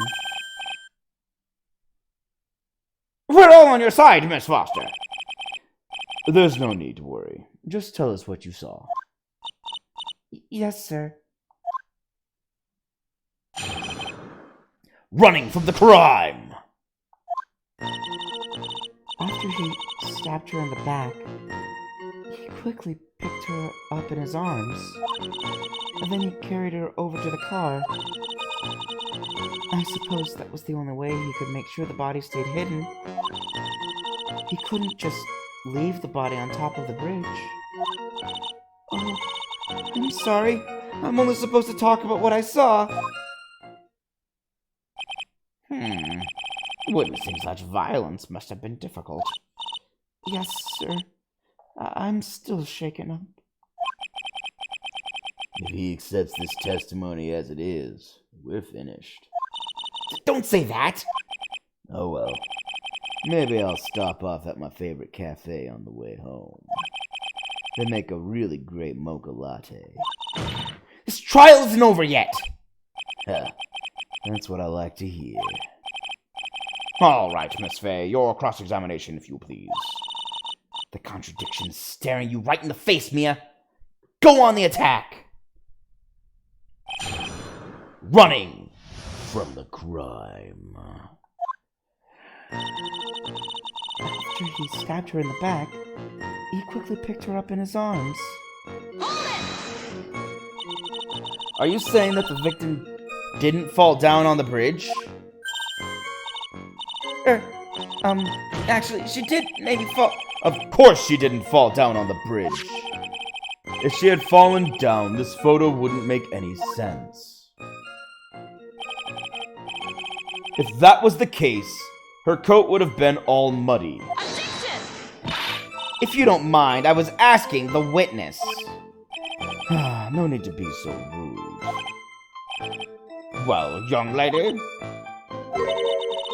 Of course she didn't fall down. The man in the prison uniform grabbed her before she could. We're one step too slow. And then what did the defendant do after that? Okay, this is old school Edgeworth. This is Edgeworth who still plays dirty and doesn't really, he only goes for the win. He doesn't try to find the actual truth. I want to go against new school Edgeworth. Then he carried her over to the car. In the rain. You personally witnessed that? Yes. Did anything strange happen when he did that? Well, I don't know if you'd call it strange or not. But that's when the victim's scarf fell off. You mean this scarf? Her words match what we found at the scene. I don't see any problem. I suppose that was the only way he could make sure the body stayed hidden. You mean the defendant carried the body all by himself? Yes. Considering the size of the defendant, I don't think it would be difficult. Yes, but let's remember, they were on a narrow bridge that was ready to collapse. And he has a ball and chain that he has to also carry. Why do they not remember that part? He's constantly chewing it. Is it even possible for him to have carried a dead body on a bridge like that? Well, the fact of the matter is that he did. That kind of talk is just silly. Wow, why did he get so emotional all of a sudden? Miss Fay, if you think there's some other possibility, please share it with the rest of us.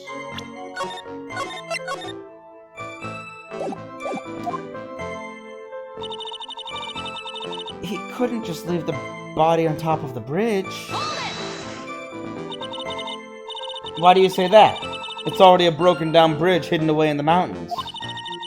Doing anything more to hide the corpse would be going overboard, wouldn't it? Yes, but that mountain is famous among hikers. A surprising number of people go up there. But it's February, right? And it was raining that day, correct? There's also a small temple and a channeling dojo there. You know those monks. They just love cold, isolated places. I think that was a shot at Mia. I think the witness is trying to say that the corpse could have been found at any time. Besides, the witness is merely reporting what she has witnessed with her own eyes. Or is she? Oh, I'm sorry. I'm only supposed to talk about what I saw. And you're absolutely certain that it was my client who was carrying the body? Well, he was wearing a prisoner's uniform. But as for his face... So you're saying you didn't get a clear look at his face? Well, they were far away and it was raining as well. I thought I was the only supposed to say exactly what I saw. Excellent! You're a remarkably honest young woman. She is not. We've already seen she is not. Something about this testimony is bothering me. But what? Hey, kid. Have you ever put salt in your coffee? No, why would I? Why not? Huh? It may actually go better with coffee than sugar, right? Listen, my point is, if you're not sure, you might as well add a ton of salt to it. It might bring out the rust in something, like a piece of evidence. He's right, man. Go present something. You got nothing to lose. By the way, I wouldn't put salt in my coffee. The two don't go well after all. Well, thank you for at least letting us know that you're not insane.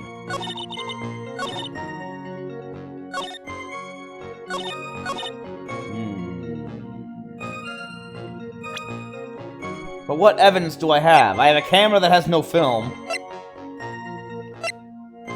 but has a timer function. I have 3 photos. Well, 2 photos and a diagram. A note that has the name Dahlia on it.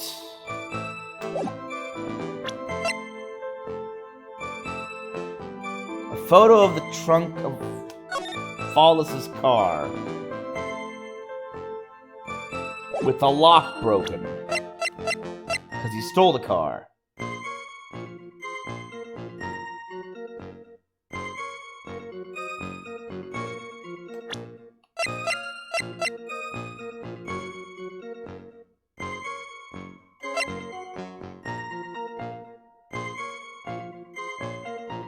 Hey, where am I?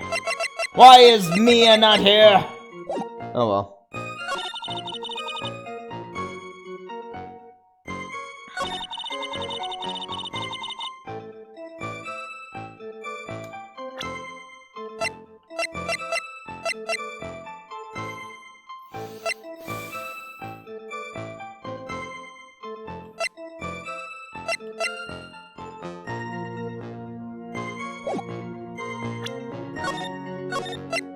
I know what's not sitting right with this case. With this testimony. Objection! Oh, come on! That's totally it! You want to know what I was looking at? Here, let me show you. She was stabbed in the back! Where's the blood? She died of bleeding out! Where on earth is the blood? I don't think she was at this bridge!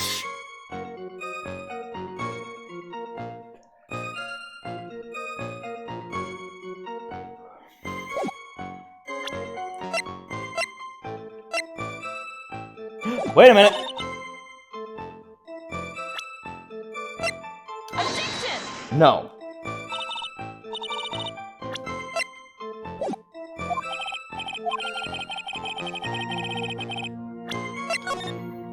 Okay.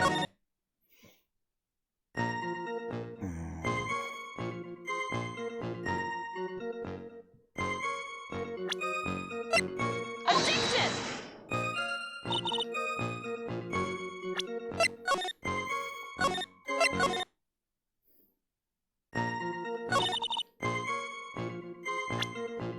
Objection! Really?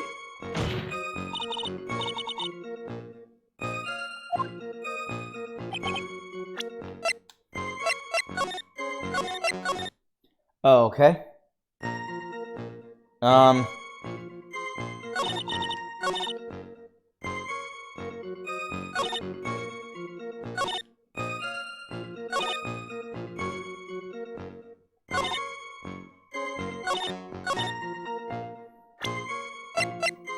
I don't get it. This is... she died of bleeding out, and there's no blood in the car. But I can't use these as ways to say she's telling a lie, apparently. They're facing each other, and he's holding up...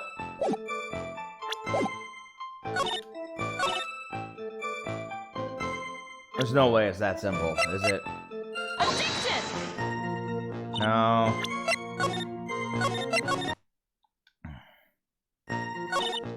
Or the part about him carrying. Or not.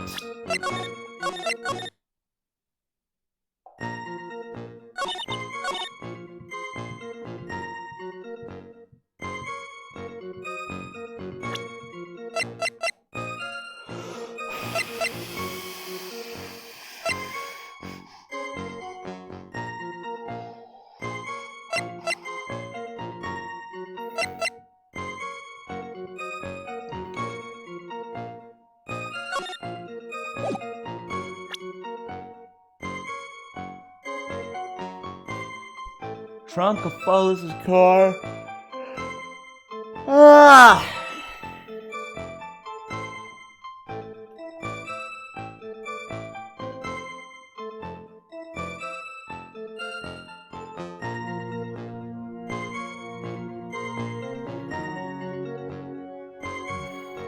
Objection! No.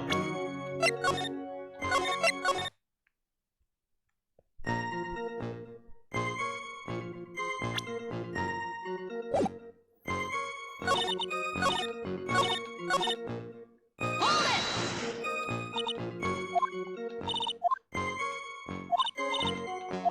Objection!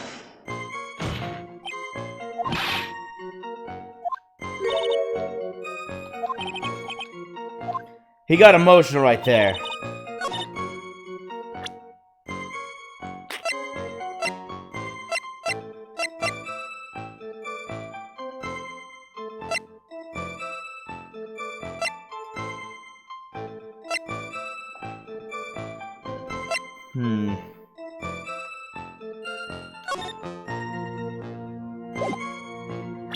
Objection! Not there.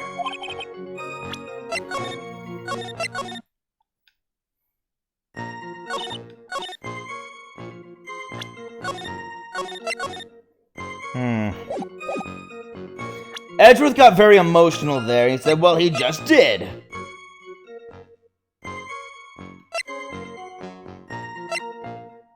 Objection!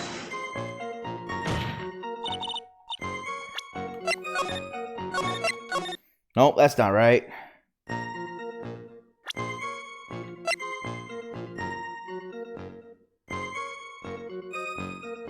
Objection!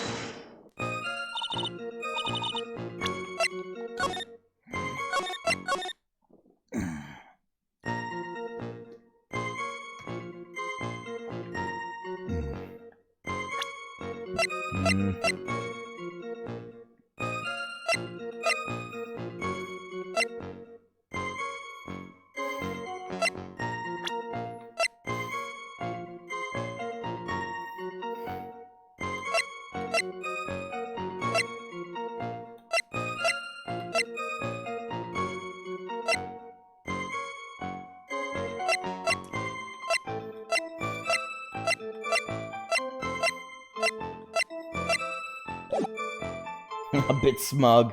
That's part of his description. Just a bit smug.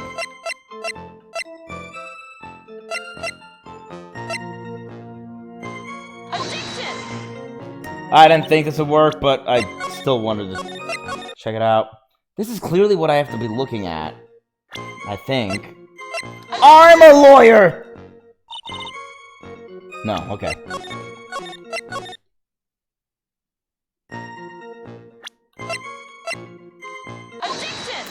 The map? Oh, right. I forgot about that. Okay. I see where they're going with this. Okay, so... Turns out I needed to remember that Gumshoe had previously made a statement That river down below is known for being so fast, especially at this time of year, that if you fall into it, a body will not be discovered for a long time. So, it would have been easier if he dropped the body into the river is what the... Okay, I see the contradiction. I see what they need to be said. If he dumped the body in the river, it would have been a lot easier to hide the body than taking it with him. A killer not wanting his victim to be found. I can understand that. However, the idea of moving the body for that purpose is clearly odd. There was a much easier way to make sure the body wasn't found. Well, what is it? Take another look at the map of the area and you'll see how. Yeah, they're over the river.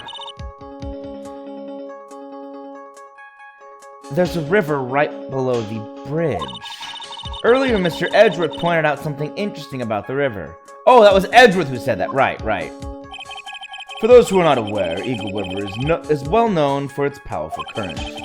Most bodies that fall in are never recovered. Ah!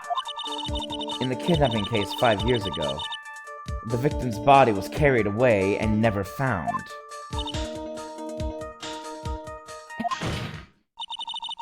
If 10 murders were to occur at the same spot above the Eagle River, you can bet your boots that every other killer would have tossed the body into the water.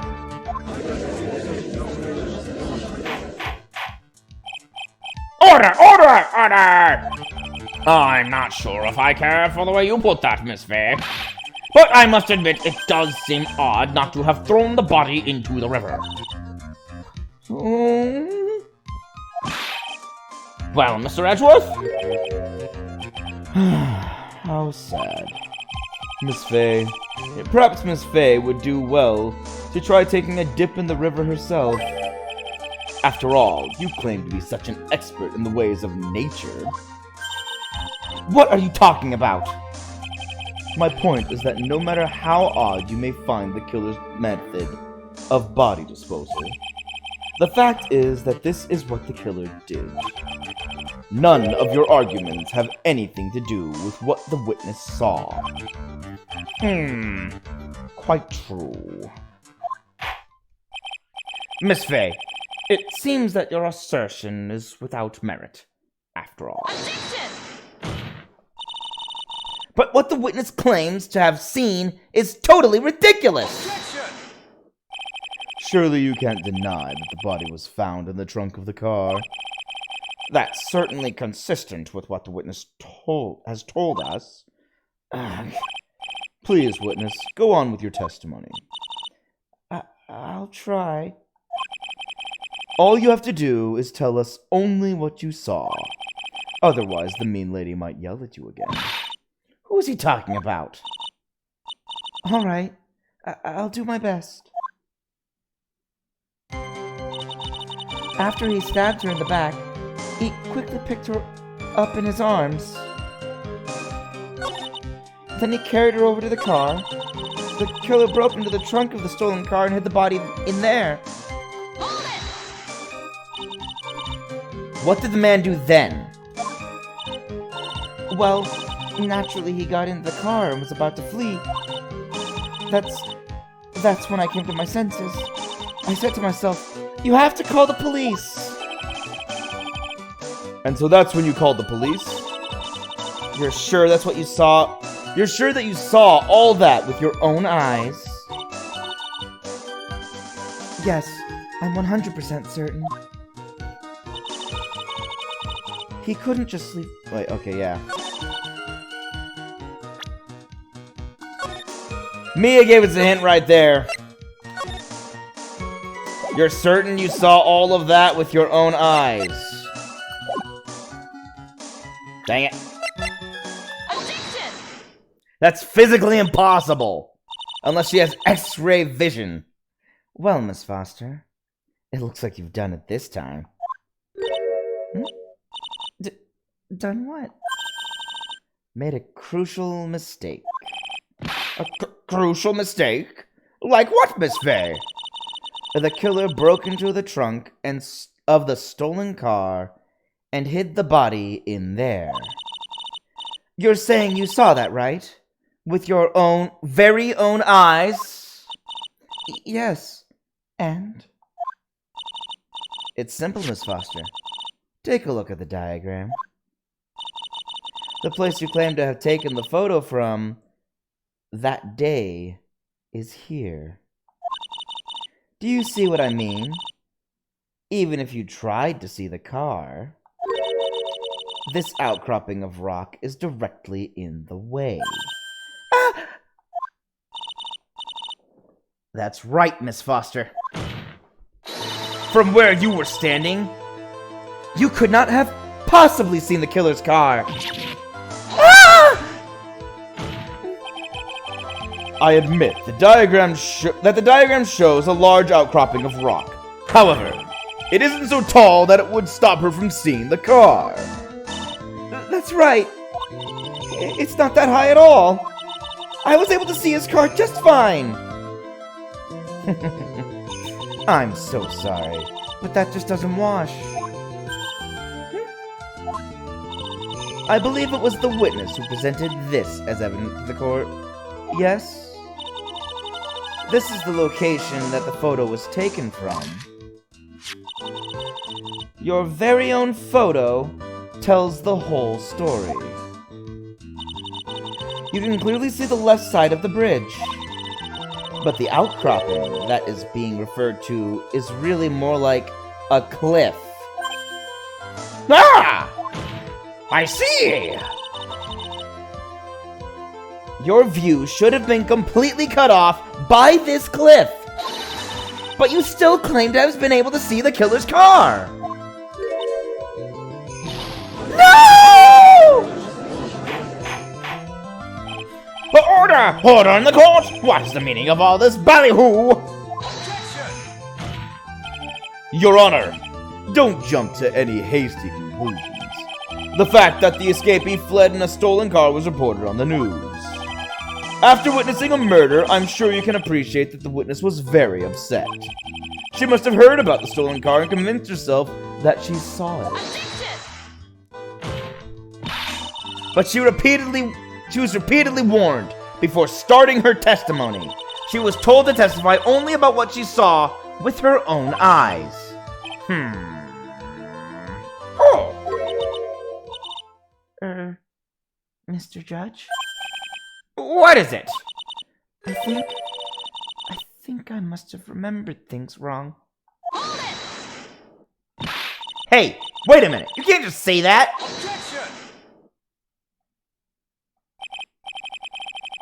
Miss Fay, no one on the face of the planet is perfect. Yes, indeed. Quite true. You know what they say. To err is human, to forgive divine. I think that's Jesus. Hold on. Who said that?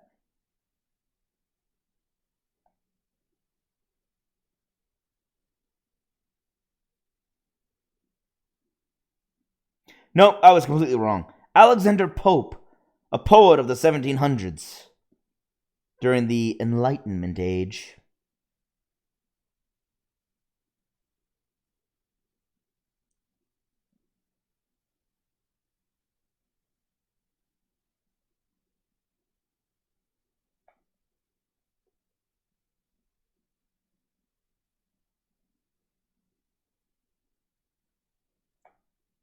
Oh, okay. I'm inclined to give the benefit of the doubt to our witness here. What? That's not fair! Save the tears for later, kitten. Mr. Armando! Don't look back until the trial is over. Now is the time to go forward. But that wasn't fair! Okay, kitten, you need to relax. Then you need to remember the other kitten's testimony. The killer broke into the trunk of the stolen car and hid the body in there. So tell me, how did she know that? How did she know? That's what I was thinking the entire time. How did she know That he broke into the trunk. Aha! Well, Miss Foster, Until you can explain how you knew that, you're going to have a lot of very suspicious people on this side of the courtroom. yeah, it's like, how did you know that? Thank you, Armando. I just, hi, well, witness? Well, I'm certain that he broke into the trunk because there were marks left on the trunk lid. How'd you see it? On the trunk lid. I'm certain they were scratch marks from when he broke into it. What? Let me see that photo. Well, that is true. It's true. They certainly look like scratch marks around the keyhole. Sorry. It's obvious that this trunk has been broken open. Well, Miss Faye, are you satisfied? The judge is on her side. I can't make any mistakes here.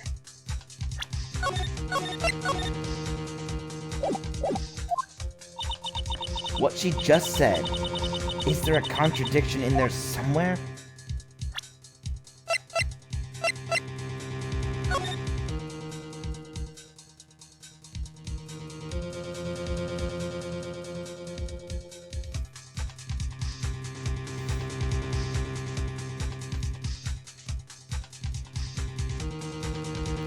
Is there?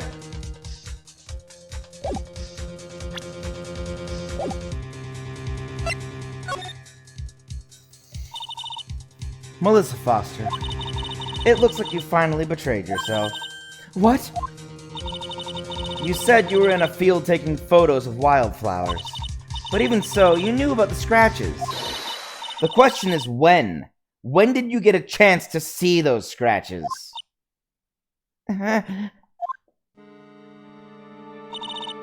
Finally! I finally got her. I'm getting pretty tired of waiting over here. Then perhaps it would be faster if Miss Faye explained herself. Your Honor, there's only one possible explanation. The reason the witness had seen the scratches was...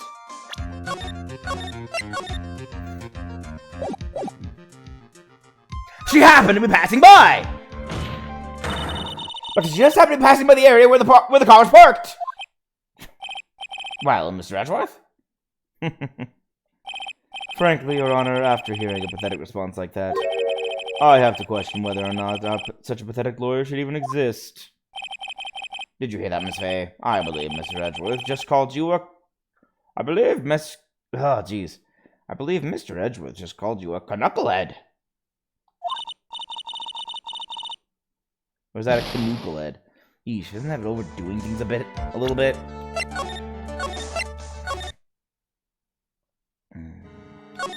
Oh, crud. Hold up. I didn't mean to do that. That was the same answer I already gave. She's the owner of the car! I bet. Yeah. Because the stolen car actually belonged to her. That is why she knew about the scratches. It's the same stuff. Okay. And she put the corpse in herself. There's only one way the witness had a chance to see those scratches. Yes? What is it? Naturally, when she opened the trunk and stuffed the corpse in herself. The person who really hid the body in the trunk of that car was... Melissa Foster. It was you that did it, wasn't it? That's ridiculous. I could never. It was the man in the prison garb. He's the one that... I don't think so, Miss Foster. If Mr. Flawless had been the one to put the corpse in the trunk, he would have simply used the car key. There was no need to break it open. But He stole the car! He stole it from a young couple that had been waiting at a red light. Which means that the key would have still been in the ignition. Oh, I see. Yeah, I forgot about that. I was like, oh, wait a minute. He would have already had the keys. Thank you for telling us about the scratches, Miss Foster. Without that, we never would have uncovered the truth. That it couldn't have been Mr. Fallis that put the body in the trunk. No! Preposterous! To even suggest that the witness put the body in there. If that were true, then how do you explain the photo that she took? The corpse could only have been put in the trunk when the incident occurred. And we already know that at the time, she was taking photographs. Now's your chance, Mia. Finish this thing! On the contrary, I'm not so certain about that anymore, Mr. Edgeworth. Remember how I said the photo looked staged? There's no need to think too deeply about it. What I'm saying is, the shutter for this may not have been pushed by Miss Foster herself. Let's take another look at the camera and see what features it has, shall we?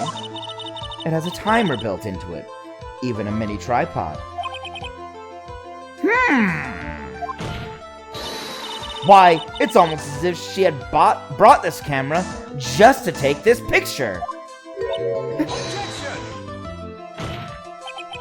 What are you trying to say then, Miss Fay? That when the crime occurred, Miss Foster wasn't in the field as she claimed? Well, if she really did use the camera's auto timer, then the answer is yes, she was somewhere else. Exactly. She was not in the field. Would the defense please explain further? Listen, this is a crucial point. Where was Miss Foster when the incident occurred? In answering that question, we'll also make clear Miss Foster's true identity. Well then, please answer this question. Where was Melissa Foster when the incident on the bridge occurred? She wasn't here. She stuffed the body in.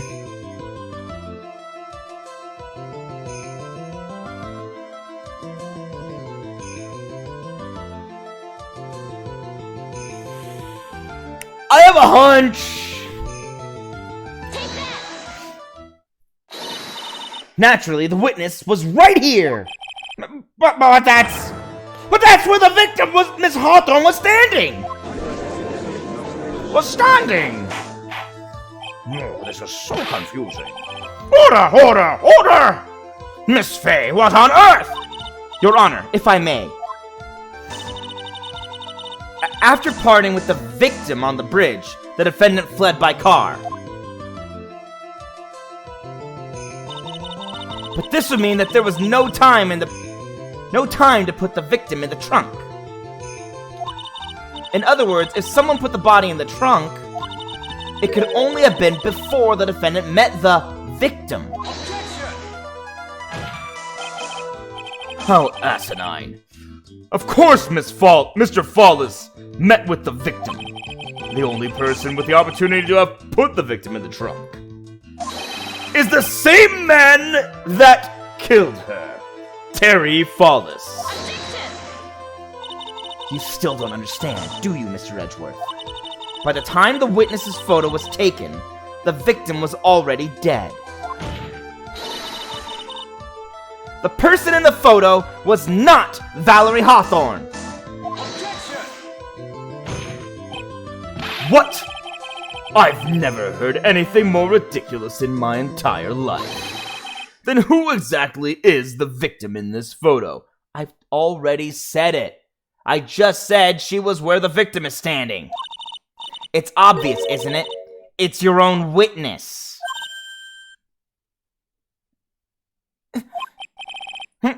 What? It's the only possible explanation. The woman that Mr. Fallis met on the bridge that day was not Valerie Hawthorne. It was you, Melissa Foster! Me? Me? My voice broke. Again. Let's remember that it was raining on Foggy on the mountain that day. Mr. Follis himself believed that the woman in front of him was Valerie Hawthorne. But the defendant knew Valerie Hawthorne very well. After all, she was the woman whose testimony helped get him convicted. But since then, my client has spent 5 hard years in a federal penitentiary. He couldn't remember exactly what she looked like anymore. You are just making this up as you go along. Where's your proof? I've got it all right here. This piece of evidence will blow this case wide open.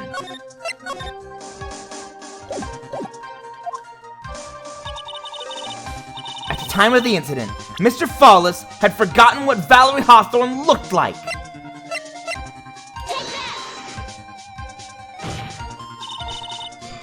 Mr. Follis had forgotten the victim's face. That's why he needed some piece of identification. Namely, this muddy scarf. It was Mr. Follis who requested that she wear this scarf to identify herself. That's already been proven by the note the victim left.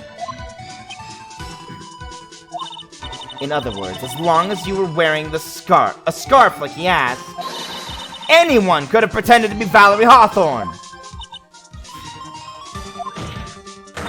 Well, what do you have to say to that, Melissa Foster?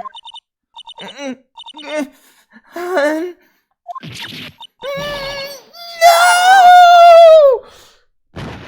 And she fell over, apparently. I guess she fainted? Or pretended to faint. Something happened.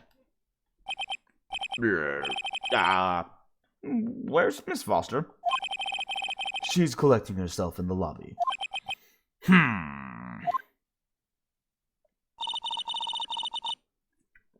It's obvious that Melissa Foster did it. She hid the body in the trunk and disguised herself as the victim. She set up the camera to snap a fake photo of them together. The only question is, why did she do it? Well, isn't that obvious? She's the real culprit. Huh. Well, we'll have to wait for Miss Foster to compose herself before we start again. Until then, this court is in recess. The defense and the prosecution are both to wait in their respective lobbies. Yes, Your Honor. Understood. Very well. This court is in recess. To be continued. Ooh, that's an awkward time.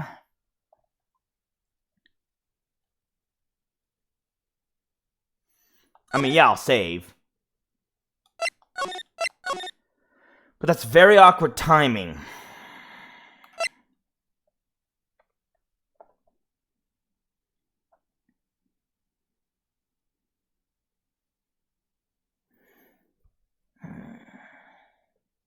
$40 minutes left. Can we do this in 40 minutes? Maybe. Maybe. Let's try it. 40 minutes is a long time. So, turnabout beginning, part 1-2, trial. What was that voice? Trial. There we go. Or I could just do it like Godot. Trial. Let's get this show underway. I've got a cafe to visit before close. February 16th, 1:14 p.m. District Court, Defendant Lobby number 4. Mr. Follis, I'm sorry! I'm sorry! I want to say thanks! You're real good! You really hooked me up! This guy's lost all social skills being in confinement for 5 years. Thanks. We're almost there. Once I prove that she committed the crime. Yeah, but there's one more big obstacle we've got to get past. Obstacle? Yeah, motive. Why would Melissa Foster kill that policewoman anyway? Motive, huh? Anyway, we're still badly in need of information. Information, right. What we need the most is info about this Melissa Foster herself. All we know is that she's a student studying literature. And one more thing. What is it? Well, the incident that happened 5 years ago, of course. The kidnapping murder case that Zebra Boy's on death row for. I didn't do nothing! I didn't kill nobody! I never lied! Mr. Farless, in that case, tell us more about it. About what happened 5 years ago. Okay. Wow. That's a complete change in demeanor. Okay. I trust you. A day, 5 years ago, I dream of it every day. This picture, it reminds me of everything. Bridge looks the same, just like then, 5 years ago. Like it could fall apart any minute. So it's been broken like that for at least 5 years. Ah, sorry, buddy, but you sound like the one that could fall. But you sound like the one that could fall apart at any minute. yeah, true. I did kidnap her. 5 years ago, I kidnapped My girlfriend, Dahlia Hawthorne. Your girlfriend? Huh? Hey, hold on there. Did you just say Hawthorne? The victim's last name. Ah, you're right. I've been paying too much attention to the first names. I didn't even catch that they had the same last name. Dahlia Hawthorne. Valerie's little sister. What? What? Are you serious? The girl. The girl. Let her go.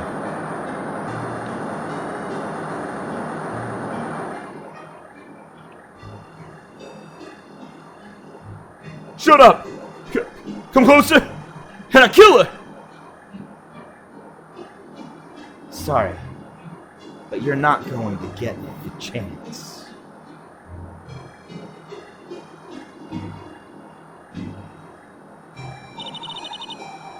The detective back then was Valerie Hawthorne.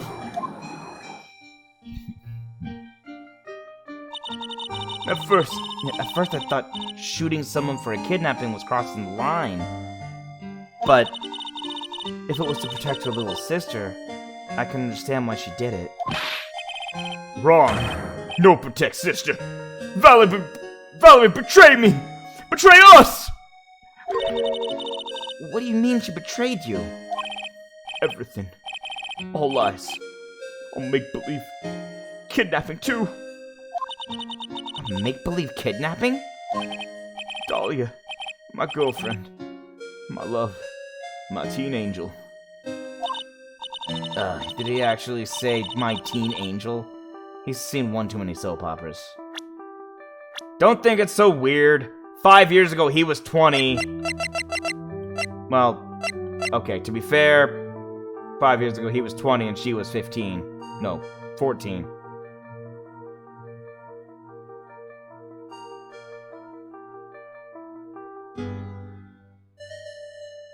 This is one of those gray areas that's not really clear. Society says one thing, but what's right, what's wrong is clearly dependent on what society you're in. This is a very, very weird situation that I don't know the right answer for. I can understand the arguments on both sides of the debate, and I think... I don't know. I still haven't decided who's right. But that's not the case right now. Right now, he's on trial for having killed her. And he didn't, apparently. And it was fake. And who knows what happened. I'll do anything she says. Anything Dahlia says. Anything Dahlia says? Hold on a minute. What you're saying is that the kidnapping 5 years ago was planned by... Yeah, me and Dahlia. And Valerie, too. Valerie was in on it? Dahlia's family rich. Jewelry. Yeah, jewelry business. We get one jewel. That's what we thought. Me and Dahlia wrote kidnap note. We sent to her dad. Asked for $2 million diamond. Tell him make exchange on Dusky Bridge. We tell him Valerie made transfer because she knew detective. Having a police detective in your pocket is a useful thing, all right. In the end, you were planning on splitting the 2 million 3 ways, huh? Yeah, but that woman.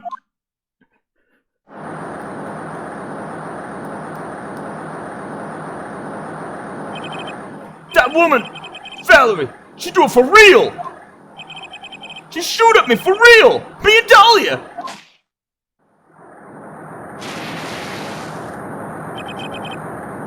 I was shot in the arm. Dahlia, she jumped in river.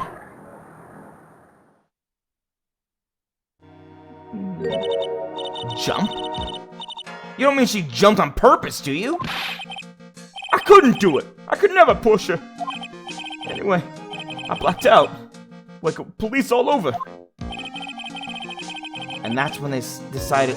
and that's when... I was in Mia mode there for a second. And that's when they decided to give you the death sentence. I couldn't believe it. That woman! She betrayed me! Honestly, if Dahlia jumped, I think both of them betrayed you. Valerie, that man, Terry Fallis, he killed her. He threw her off the bridge. He threw my beloved sister into the roaring river 40 feet below.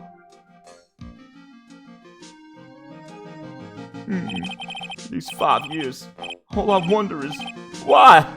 Why? Why? Why? Why did she lie? That's all I want to know. So that's why you called her. You wanted to hear the truth from Valerie herself.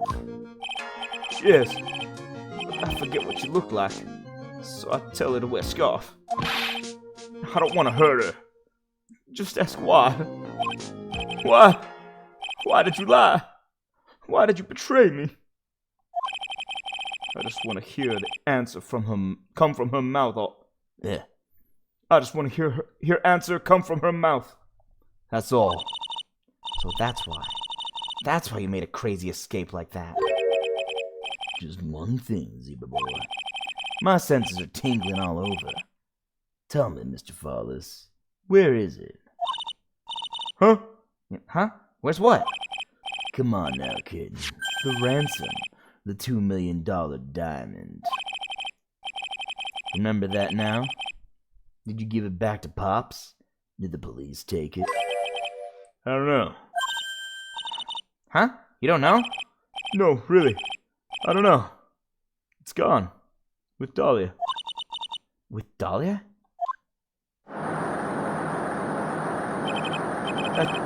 That day, on the bridge, Dahlia put it in the backpack.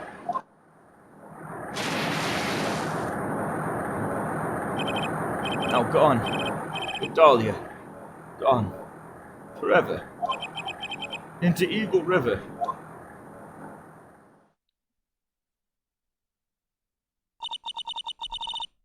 It disappeared with Dahlia, huh? Wait a minute. You can come back in now. We're about ready to go. Mr. Fallis, just one more question. When you said with Dahlia, do you mean the diamond is still missing? Along with the body of Dahlia Hawthorne? Never found her. My sweet Dahlia. They never found her! swallowed by river. Gone. Dahlia, my teen angel. Your teen angel? How old was she anyway? Just 14. 14? I guess you were robbing cradles before diamonds. Plans a fake kidnapping and disappears into the river with a rock worth 2 mil. Man, oh man. Angels these days.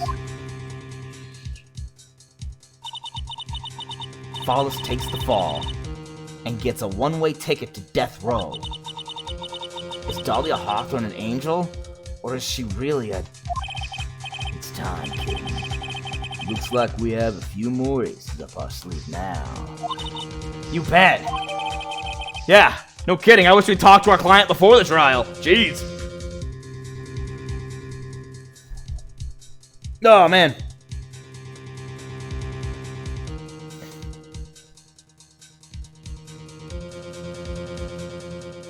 So, you know, she was gonna say a kitten, right? Is she an angel? Or is she really a kitten? No, she was gonna say demon. Is she really an angel or a demon? The training wheels come off now, Mia. You gotta strike while the iron is hot. That's one of my rules. Remember it. Well, she does. She usually says strike while the iron's hot.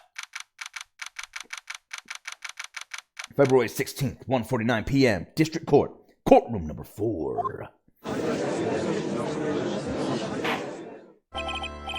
Now then, let's continue with the trial of Mr. Terry Flawless. Witness, are you feeling better? Yes, Your Honor. I'll try my best. You're a brave young lady. Not this again. I can understand a defense lawyer wanting to get her client off the hook.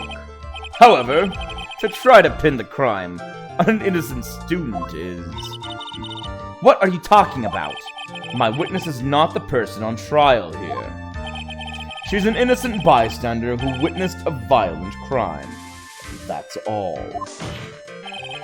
What possible reason would a girl like this have for murdering a policewoman?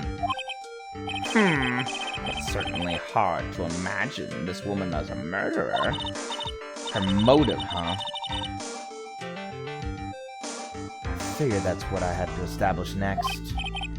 Well, Miss Faye, do you have any evidence of a motive? Yes, of course. I think. Ha! You're still acting as tame as a kitten. Mr. Armando. Listen, a lawyer is someone who smiles. Oh my gosh, that's where it comes from? Ah, I didn't know it was him! Dang! I had no idea, man!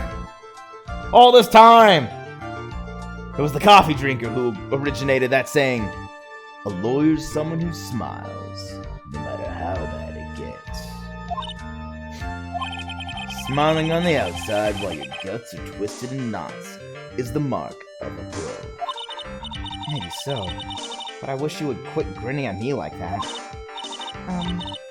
Excuse me. May I speak, Mr. Judge? Of course. Mr. Judge is ready anytime you like. I'd like to say something. Some people here are suspicious of me, right? That's why I at least wanted you, Mr. Judge, to know that it's not true. I see. You're such an honest and upstanding young lady. It looks like this witness is a real professional. What do you mean? Look at that 100-watt smile. Just when things are darkest for her, click, she lights right up. Click. Very well then. Let's hear what the witness has to say.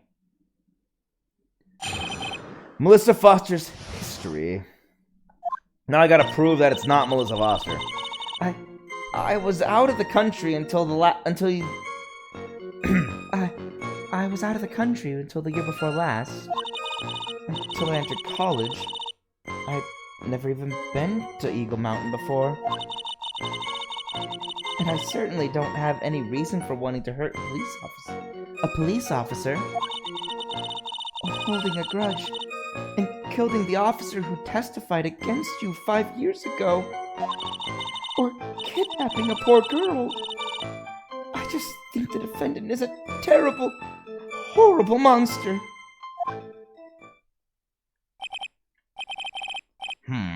Out of the country, eh? Precisely. Furthermore, she has no possible motive for committing murder. Indeed. You're up to bat, kitten. Sharpen those claws and put on your best smile. You bet. Somehow I have to tie her to this case. Melissa Foster's history.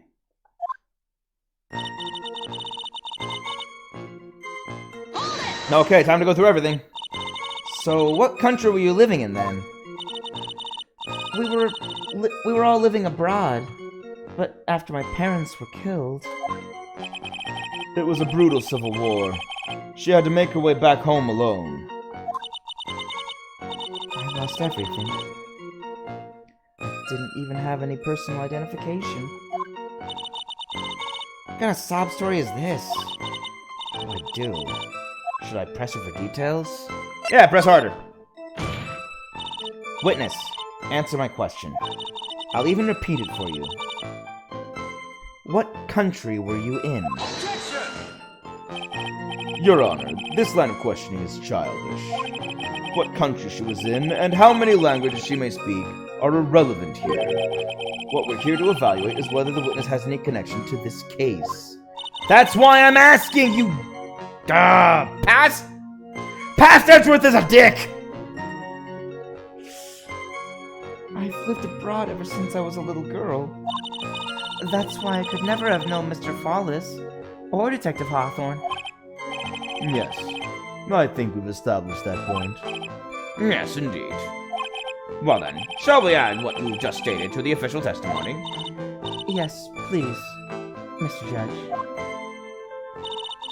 Naturally, I didn't know either the victim or the defendant. You didn't know either person? Are you certain of that? Yes. I'm afraid I'm rather shy around people. Oh well, that can't be helped. Why is he just agreeing with everything that comes out of her mouth? The first time you saw either of them was when they were on the bridge, correct? Yes, it really was a coincidence. Until I entered college, I'd never even been to Eagle Mountain before. So what made you decide to go to Eagle Mountain anyway? I just love being outdoors. Picnics, hiking, you know, that sort of thing. You don't look like much of a hiker to me. But you do look like a digger of sorts.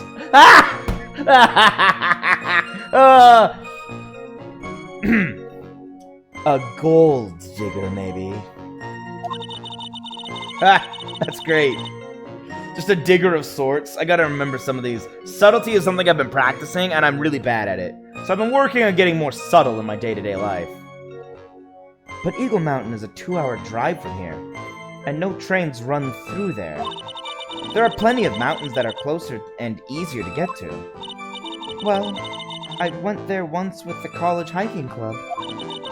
I fell in love with its dark, desolate beauty, and its cold yet romantic gloominess. Didn't know you were such a goth. By the way, what's the name of your college? The prosecution objects to any questions that involve the witness's private life. All that matters is that she is a material witness to a crime. The witness doesn't need to respond to questions that are clearly malicious in intent. Thank you. She's really gone too far. Miss Faye, you're treading on thin ice here. I hardly said anything. Talk about sensitive. And I certainly don't have any reason for wanting to hurt a police officer. Perhaps, but your behavior that day was very suspicious. Not only have you contradicted yourself here in court, but you know things you shouldn't. For example, the scratches on the trunk of the car. Well, that's... Unfortunately, Miss Fay, your last statement proves nothing. Oh, really? And why is that? The witness came to the police station once to identify the suspect. It's entirely possible that at the time, an officer showed her this photo. That seems like a rather serious mistake. That's the oldest trick in the prosecutor's book. That's not fair! That wicked inmate will never be able to forget that horrible day. Holding a grudge and killing the officer who testified against you 5 years ago. A grudge? Well, the policewoman's testimony was crucial, wasn't it? Crucial in getting the defendant sentenced to death? Yes, and that's precisely why he harbored such a deep anger against her. So much anger that he forgot his own guilt. My client has always maintained that he's innocent of those charges. He seems rather forgetful. Your client, I mean. Not only did he forget about what he did, but he forgot the poor policewoman as well. What do you mean by that? Your client, he forgot what the detective looked like, right? It's too bad for her that he didn't forget about her testimony as well. Well, she's right about that. Mr. Follis is kind of forgetful. Who said he forgot what the detective looked like? What did you mean by that?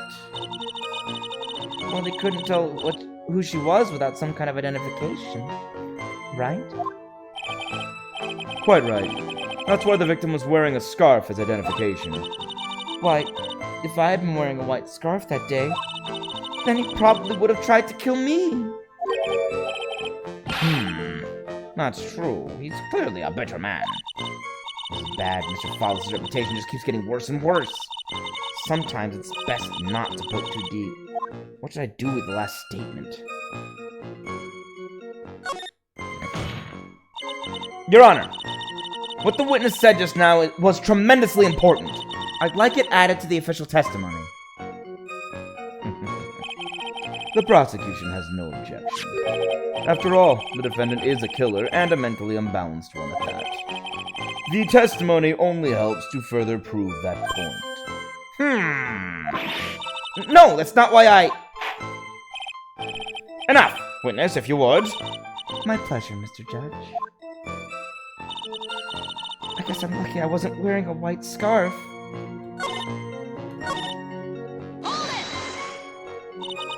What do you mean by lucky? Well, it's February now. Everyone is wearing scarves. If I had accidentally worn a white scarf like you said, then you yourself might have been killed. That would have been a terrible loss for this world. Or would it have been? It looks like you pressed too hard this time, kitten. Mr. Armando! Keep looking around you and you're going to lose sight of the finish line. Justice is blind, which is not deaf. Sometimes you have to know when not to talk. Yeah, but then I wouldn't hear all the lines. Or kidnapping a poor girl. I think the defendant is just a... I think the defendant is a terrible, horrible monster. You knew about that incident? But weren't you out of the country until a year before last? Well, I saw a report about the escaped convict on the news.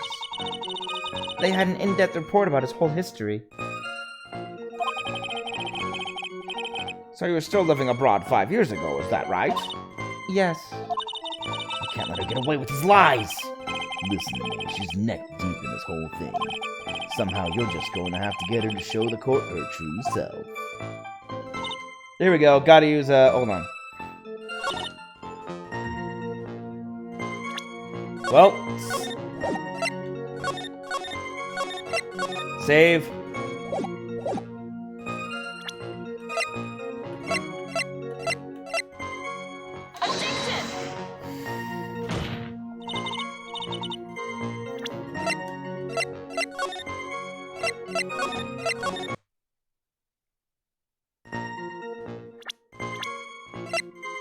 Valerie's younger sister. Victim of kidnap, murder, fell from bridge, no body found.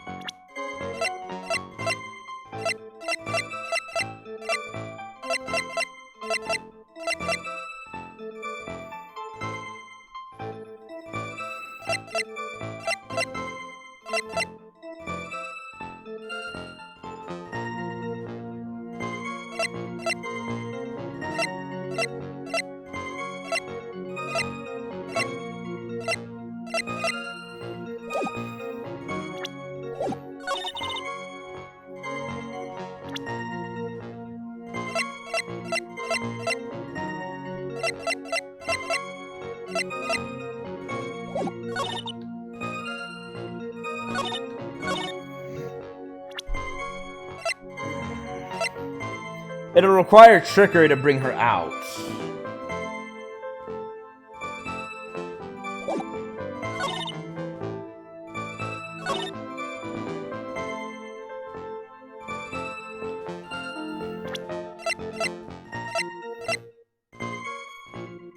Until the year before last.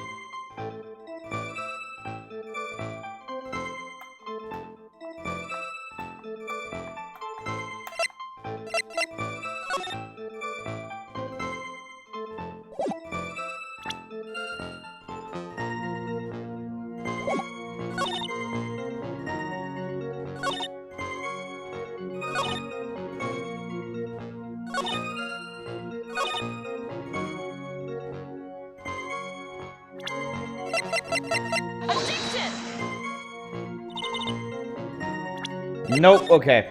Because I just realized it was sort of odd that it says, talk to Dahlia.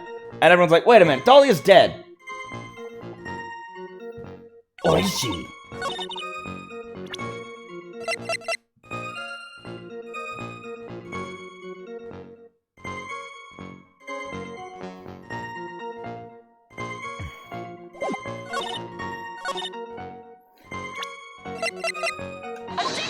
So were you wearing a blue scarf? Witness, I want you to look at this photo you took.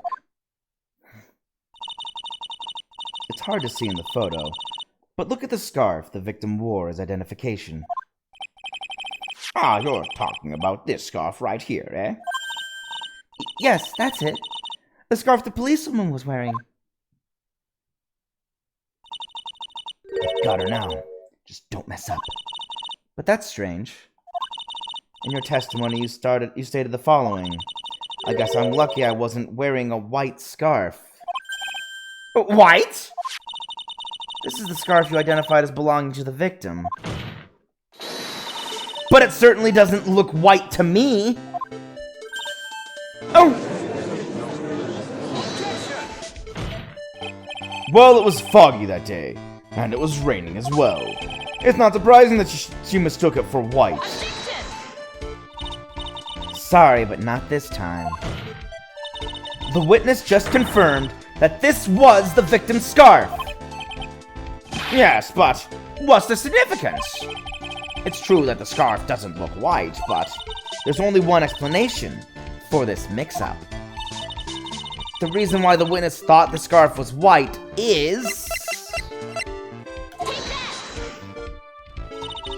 Witness, have you ever seen this note? Note? No, never. It's top secret evidence. There's no reason that you would have. I wonder about that. What do you mean? This note shows Mr. Follis's instructions to the victim regarding their meeting. It says, wear white scarf for identification. White scarf? Ah! Witness, you knew what this note said. And it's because you knew that you slipped up and mistakenly said white scarf.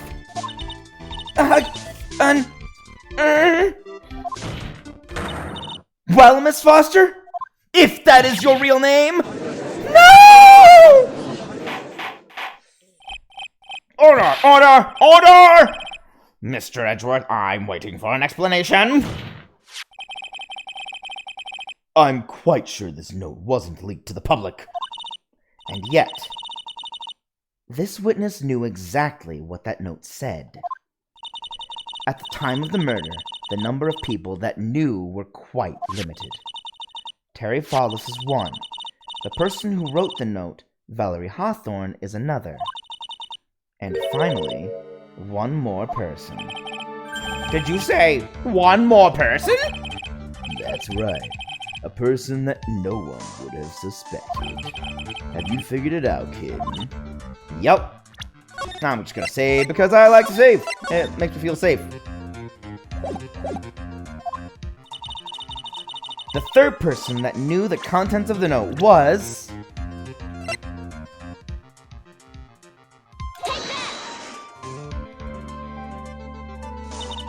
And that person is... Dahlia Hawthorne. Dahlia Hawthorne? No, I've never heard that name before. Look at the victim's note. This is what it says. Talk to Dahlia. Tell her this time. There is her name right there. What's this? So who is this person? This Dahlia Hawthorne. Miss Faye must be desperate if she's trying to bring the dead back to life. Dead? Dahlia Hawthorne was the victim's deceased younger sister. She was killed in a crime 5 years ago. Killed in a crime? You don't mean... Yes. She was kinda... No. Ah, dang it. It keeps lagging on me. I don't know why. Yes. She was kidnapped and killed by Terry Follis.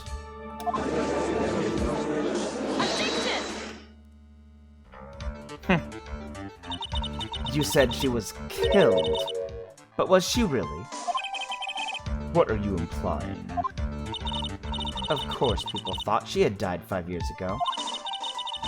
When she fell off of Dusky Bridge and was lost in the Eagle River. However, her corpse was never found. She was declared legally dead 5 years ago. As far as the law is concerned, Dahlia Hawthorne is officially dead. But the fact remains that her body was never recovered. Dahlia Hawthorne was 14 years old 5 years ago. If she were still alive, she would be 19 now. Melissa Foster, I believe that's the same age you are. Even you couldn't.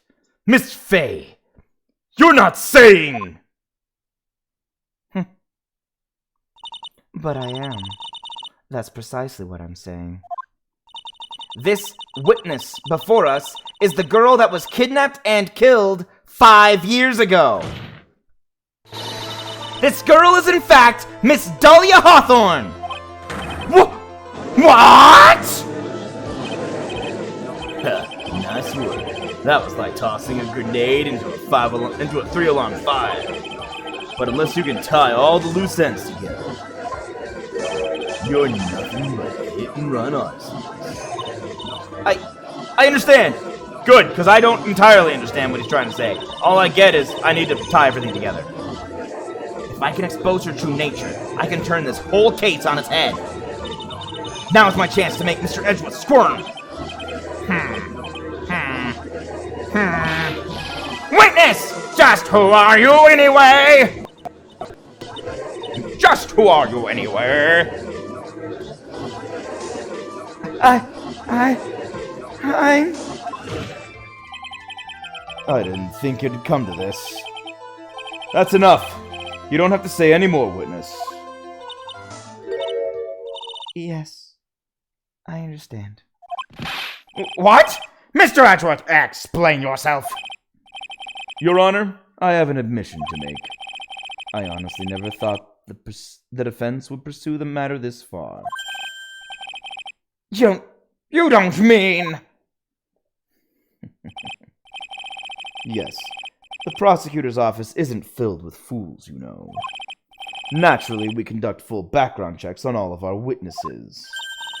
What did he say? He already knew. Yeah, it looks like the kid knew. He knew her true identity from the get-go. No way! But then why? If you hadn't revealed her secret, he wasn't going to say anything about it.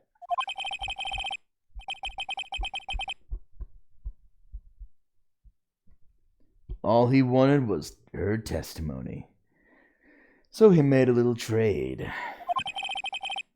Let me introduce you to the victim's younger sister, Miss Dahlia Hawthorne. Of course, we already knew this. We've seen her before. I don't know why the game is lagging so horribly.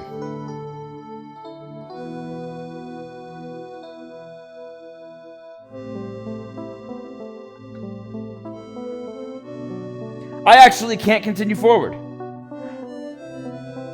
Oh, it's my computer. Hold on. My computer is lagging. I'm gonna try and stop this lag real quick. Give me mouse control! I'm sorry, guys. I actually can't even move the mouse. Wait. It's moving sporadically, but it's moving. This. Okay.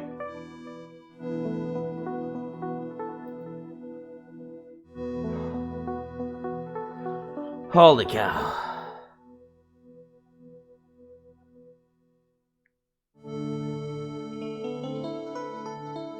I have even fewer things open than I did yesterday. I don't know why it's just behaving so terribly.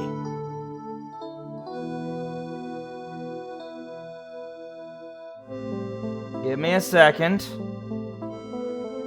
My entire computer is locking up, and you all probably can't even hear or see a thing.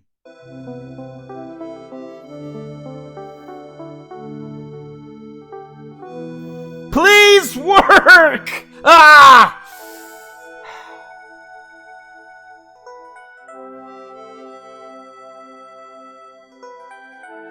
Ugh.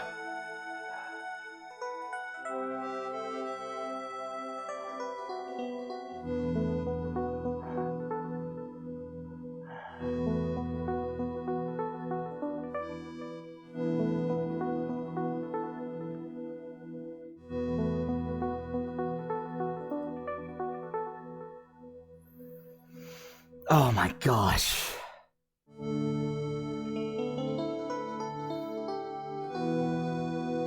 I'm actually glad you guys can't see how terrible this is. I have no idea what's happening to my computer. I have my antivirus, but now I'm starting to think I might have a virus.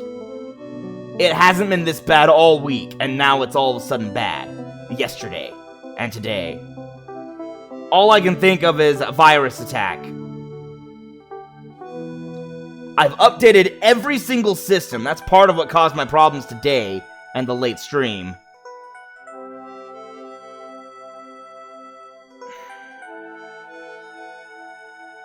I've closed much more than I had yesterday open.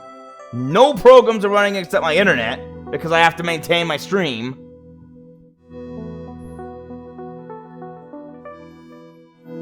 And it's not just OBS. My entire computer is bogged down. I can't even see my mouse right now.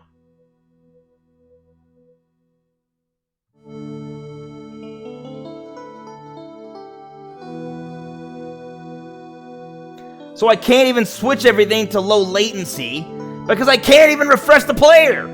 Ah, move, mouse!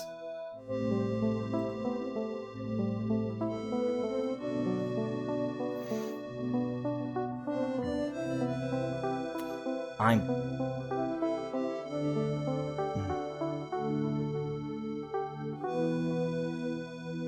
Oh my gosh. Just work! Ah!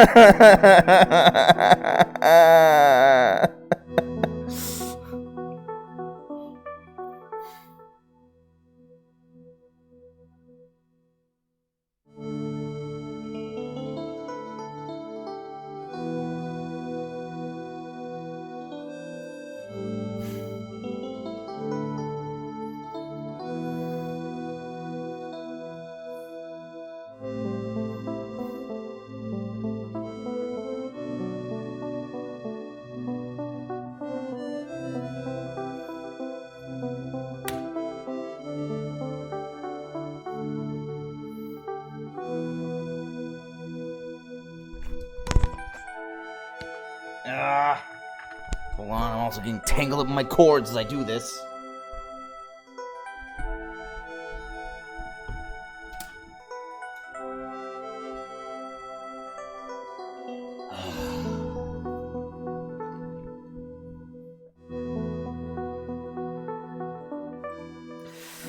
Oh my gosh, what the heck? Why is it so bad? It's never been this bad! I have a completely, fully upgraded computer and it can't handle this? What's happening?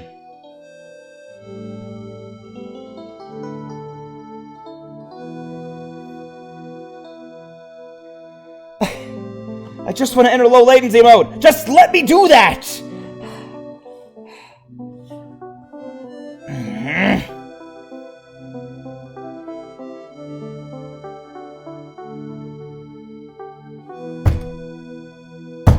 Oh my gosh, I'm so mad at this right now. It won't let me do anything. I can't even quit.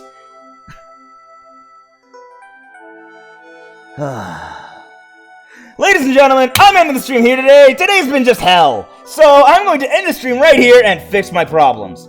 Well, I say that, but I have no control over if I can or can't. Wait, maybe.